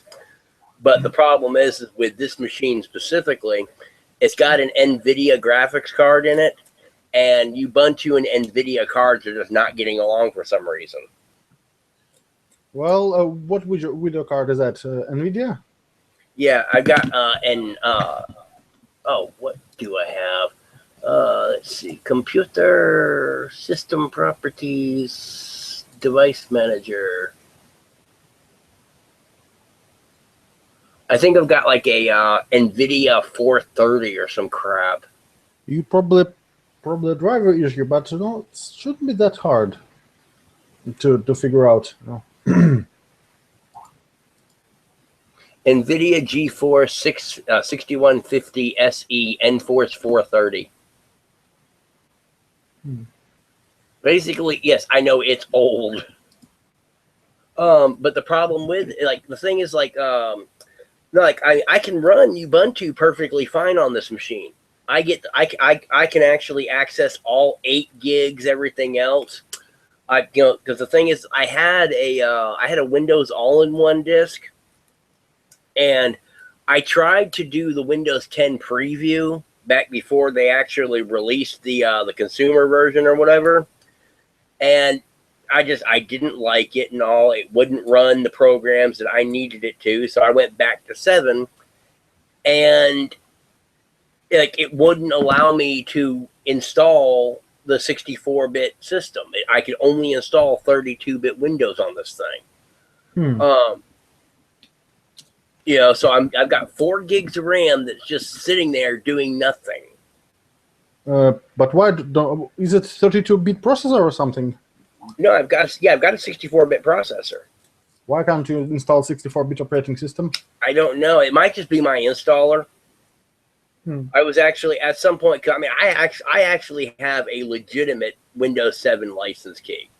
So I'm not worried about that. I usually end up using my unlocker just because, it's like I'm really not doing anything other than my 3D graphics or whatever else. And like I said, I have a legit Windows 7 license. I just don't feel like dealing with it.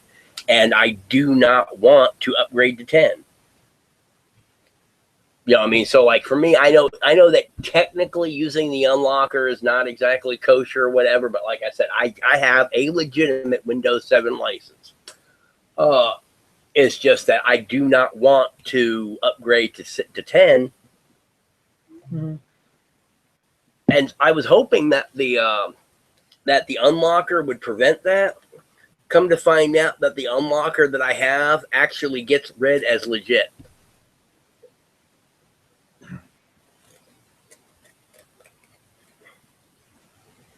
Because I mean, really, because to be honest, I really wasn't even going to ever get online with this, with this computer, or at least the Windows side of it. The Windows side was going to be strictly work related.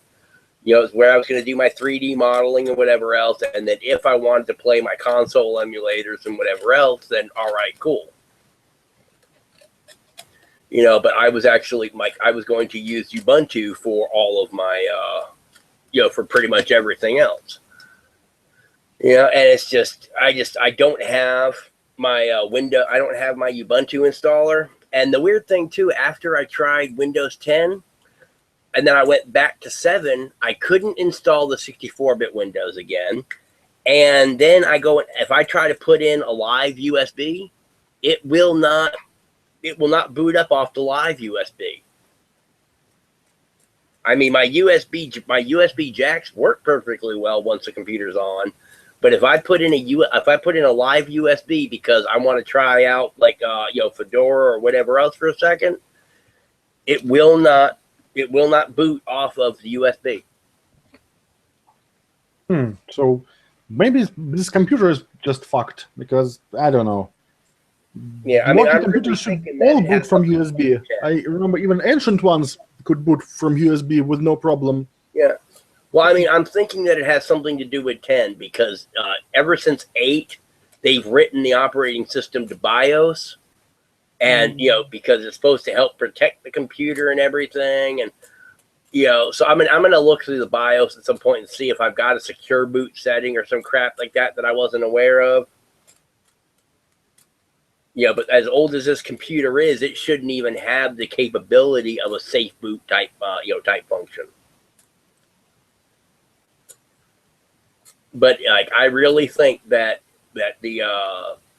friggin' me trying the Windows 10 preview and not liking it and going back to 7, I really think that it's something about how Windows 10 operates that it locked my BIOS out where I can't install the 64-bit, because I was actually installing the 64-bit Windows 10,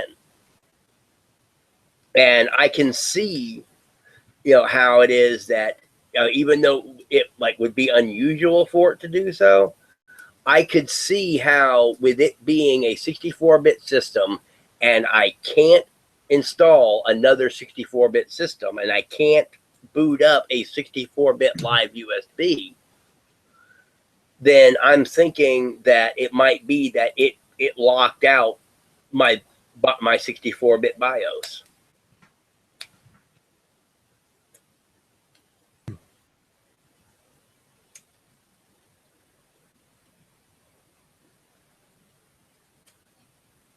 I mean, eventually I'm just going to get a new desktop, in the first place.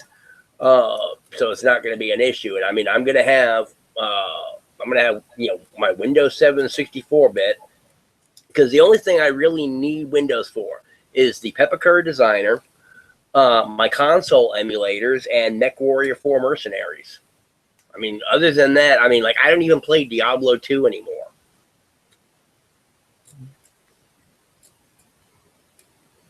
I even found a because I normally play all the games on Linux. I have oh god, I can't remember what the name of it is, but it's basically StarCraft. It just doesn't have the same storyline mission modes as missions as StarCraft. But other than that, it's exactly the same as StarCraft. I can't remember what the name of it is, but it's an open source version of StarCraft. Interesting. Yeah. Actually, let me see.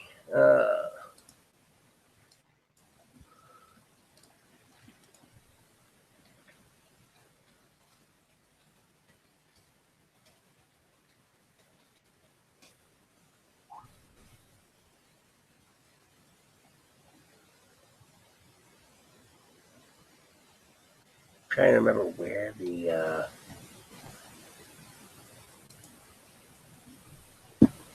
okay, Linux StarCraft clone.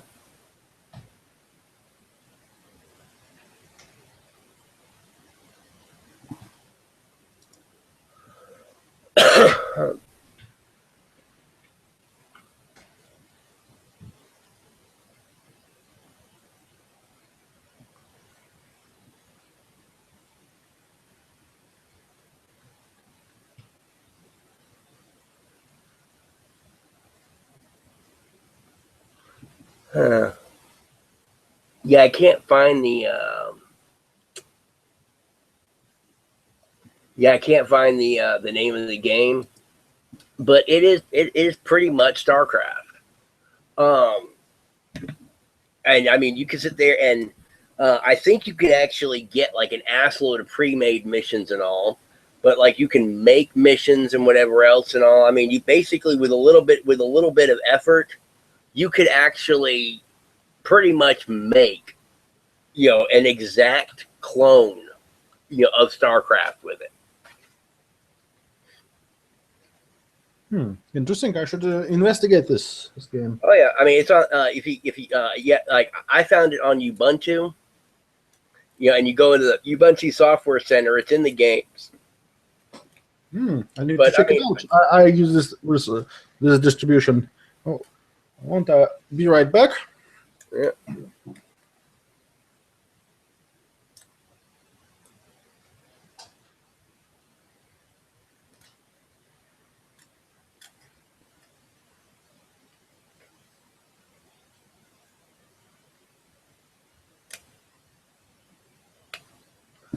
Yeah, let's see. What time is it? Yeah, it is now 7:30 p.m. Let's see, it was 3:53 when I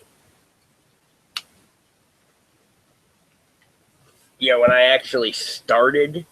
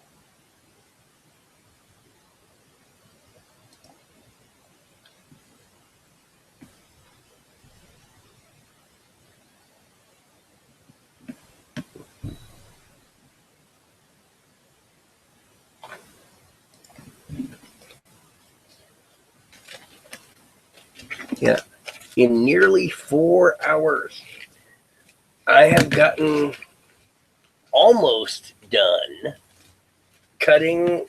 I've got a third of the way through cutting stuff, if I'm even a third of the way.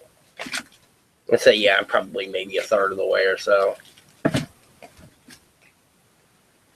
So yeah, for those of you who want to sit there and get into costuming and say, oh yeah, I can just, oh, I can punch out production and I can do this and I can be all whatever else. Bear in mind, I know what the hell that I'm doing. I've actually got practice. I actually know how to speed up my build process. And it's still taken me 4 hours from the time I hit print to get to this point.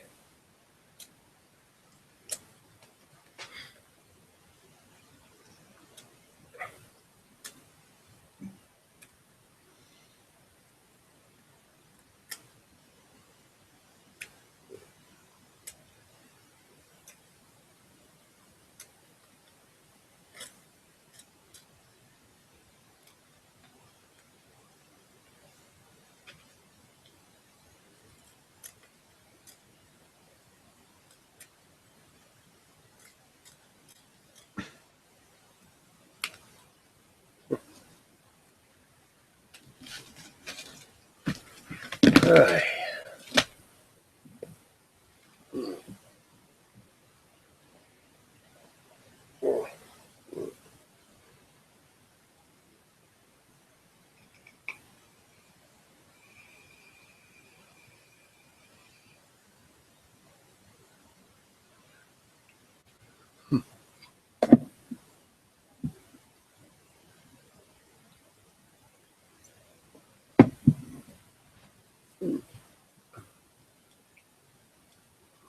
Yeah. In 4 hours, this is what I have to show for 4 hours of my life that I'm not getting back.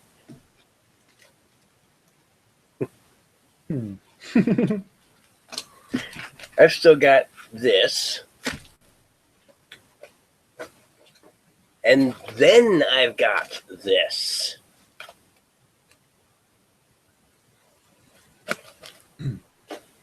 And I would actually have, because the two shoulder pieces are actually originally were 4, like basically triangular. But the problem is that, let's see.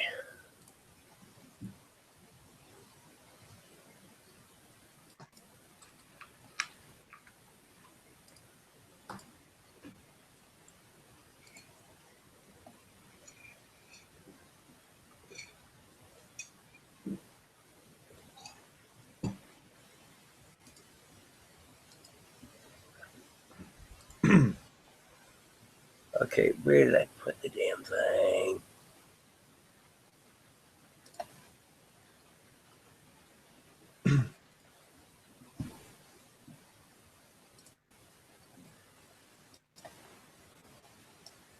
Oh yeah. By the way, that's the full length statue.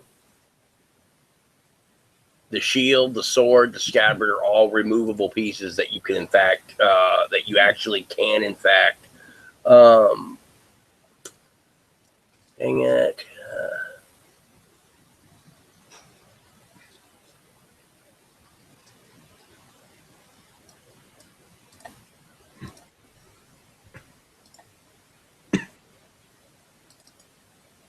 Yeah, originally. Okay, I didn't actually save the edit that I had done.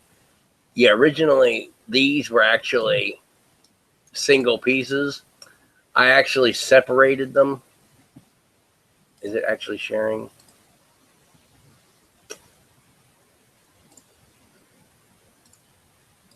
Okay, there it is. Yeah, originally these pieces were all single. I actually ended up separating them. So it gave me 1, 2, 3, 4, 5, 6, 7, 8, 9, 10, 11, 12, 13, 14, 15, 16, 17, 18, 19, 20, 21, 22, 23, 24, 25, 26, 27. Give me 28 extra pieces that I normally wouldn't have to deal with. But I just didn't like the thought of having to deal with the way that these folded and everything else. I would rather, deal with folding that and folding that and then doing the join rather than trying to figure out how to get all of the folding done. And I'll be able to reinforce, these, better. So that way, like putting like something up underneath in there, I'll be able to make that a lot smoother, a lot easier.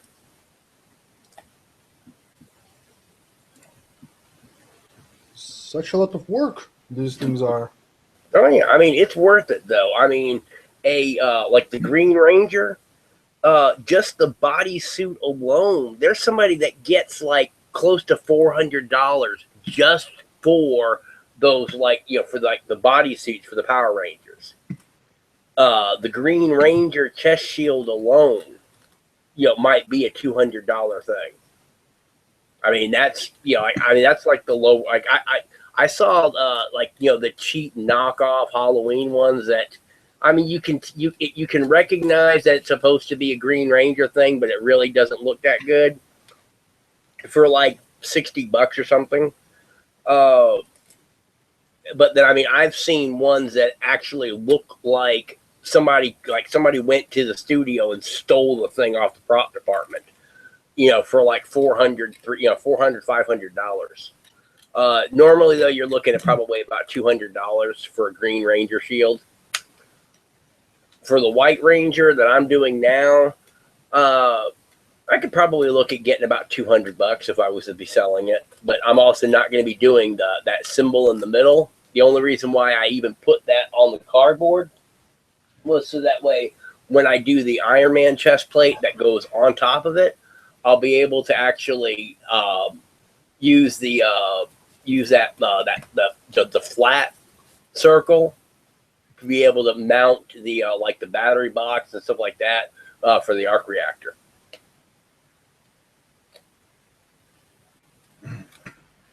But like ultimately, I'm going to end up building a new chest plate and have it sized better, because originally I didn't realize that the arc reactor was actually a little bit narrower, than I thought it was. I had it set for a 4-inch diameter. Come to find out, it's like just over 3 inches. And so the chest plate itself is actually a little bit bigger than it needs to be.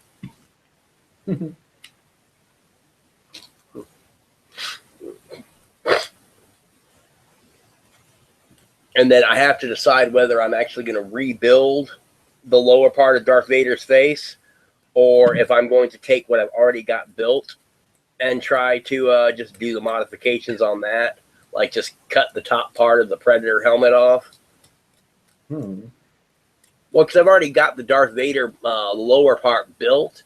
If I can actually just edit it and just cut it how I need to make it fit with the Mando, to make it fit with the Mando mask, the Boba Fett mask, then that's just going to save me that much time in building it.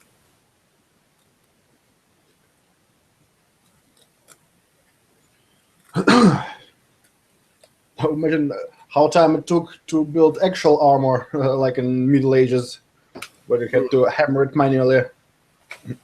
Oh yeah.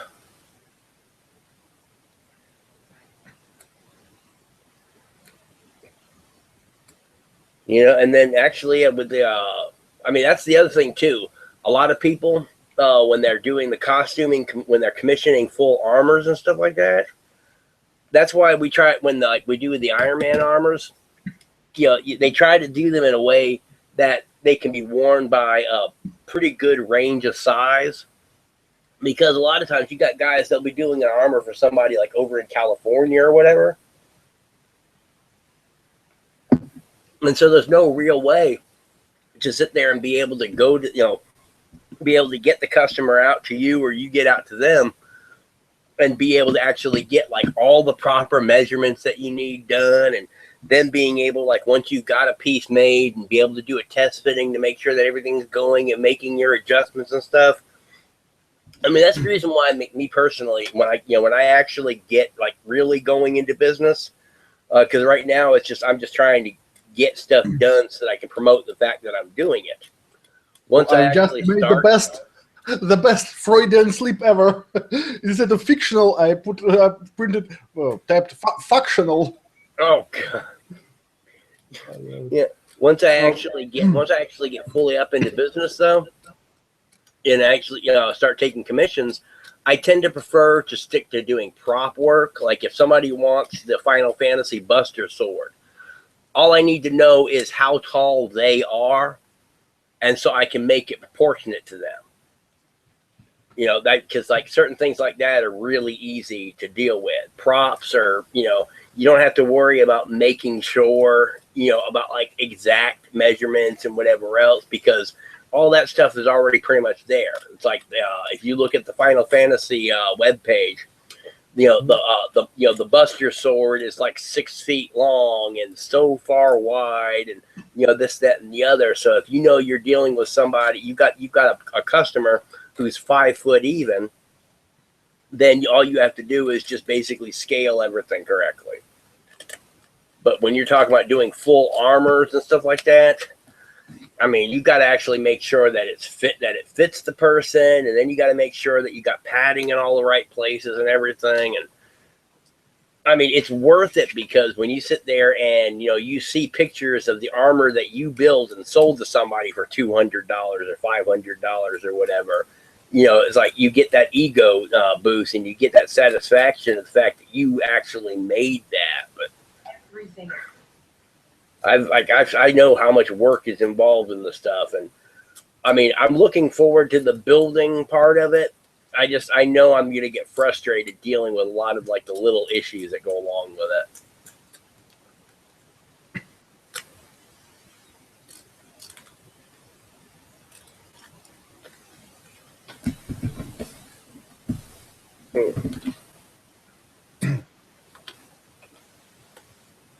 Yeah, and some of the things I try to do as I go along and I'm building, as part of the reason why I like using the spray adhesive is if I do it right, I can actually peel the paper off of it once I've got the piece built and shaped and all. And then as I'm gluing everything together, I can lift up the paper off the tab, glue it down, and just keep working my way. And so that way, instead of trying to put the glue and fiberglass and whatever over the paper, and then having to worry about it separating later on, I'll actually be able to bond the fiberglass to the actual cardboard itself and just make it a little bit stronger. Because if you get separation between the fiberglass layer and the paper, for the most part, not that big a deal, especially once you've got everything hardened up and everything and the fiberglass is actually holding the main shape, then you can really go in there and just friggin' just start tearing all the paper out and not have to worry about it.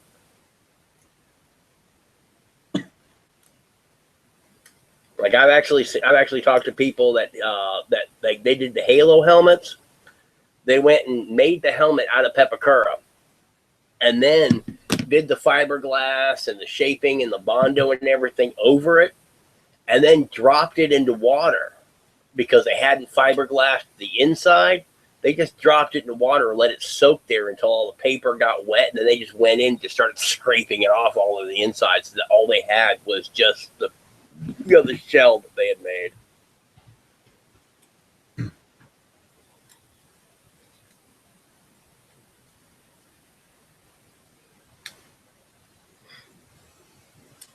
And then I've actually seen a couple of files that people did.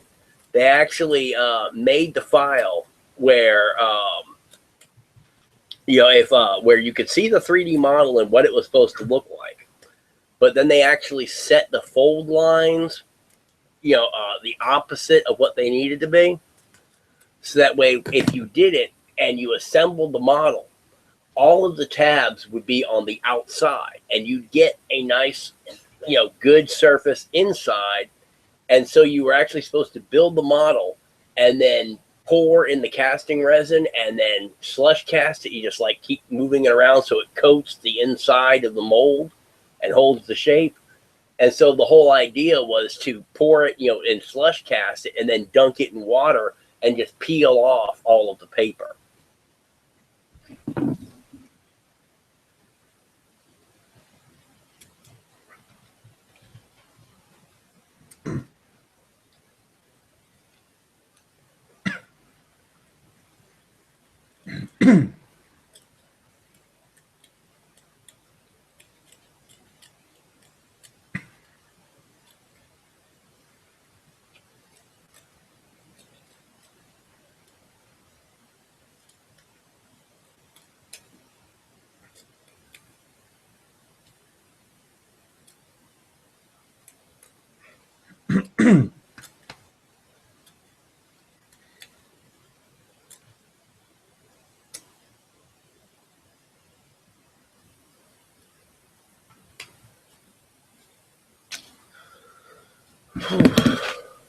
Anyway, I'm going to take a break because I actually need to eat, and my wife just told me dinner's ready. But as soon as I eat, I'm actually probably going to get back on. I'm probably going to actually get back on and continue streaming this because 4 hours of work.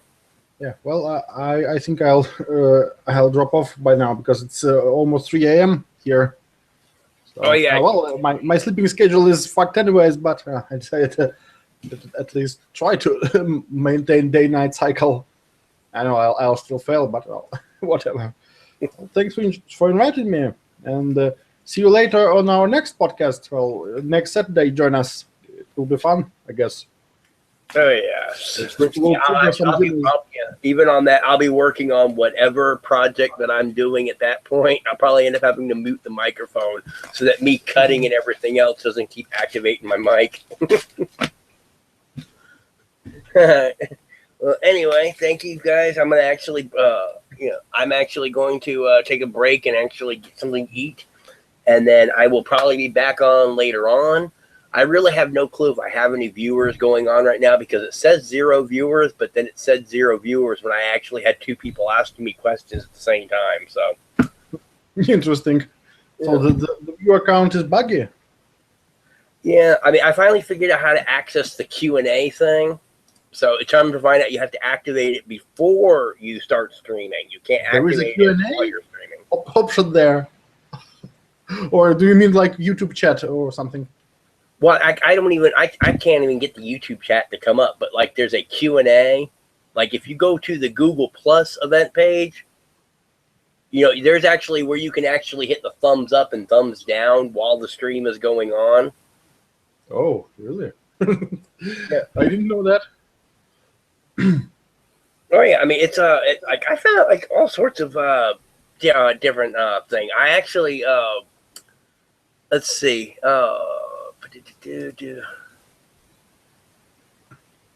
Yeah, here's the event page.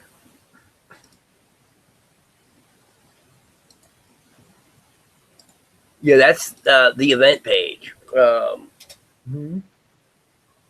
Is it there? If you go to that, you'll actually see where you can actually hit thumbs up and thumbs down, and it shows the timeline advancing. Like these little dots that just keep forming.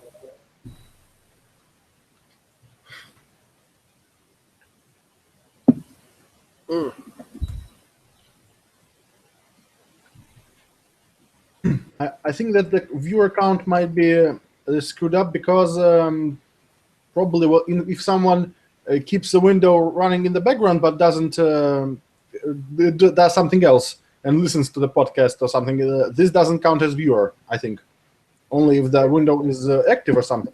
My guess. Yeah. Oh no. I mean, I've also seen it where like I was, like somebody was asking me a question, and it was like, when their question came up, the viewer count went back to 0, and then back to 1. I mean, so I just basically, I just pretty much just do whatever I'm going to do on the stream, and if somebody's watching, then all right, cool. But yeah, if you want to sit there and you want to actually see some, if you want to, see somebody who can really like go on about whatever, check out my wife's, streams, Lady Brian Rambles, and you will find out that when she's interested in what she's talking about, she can ramble.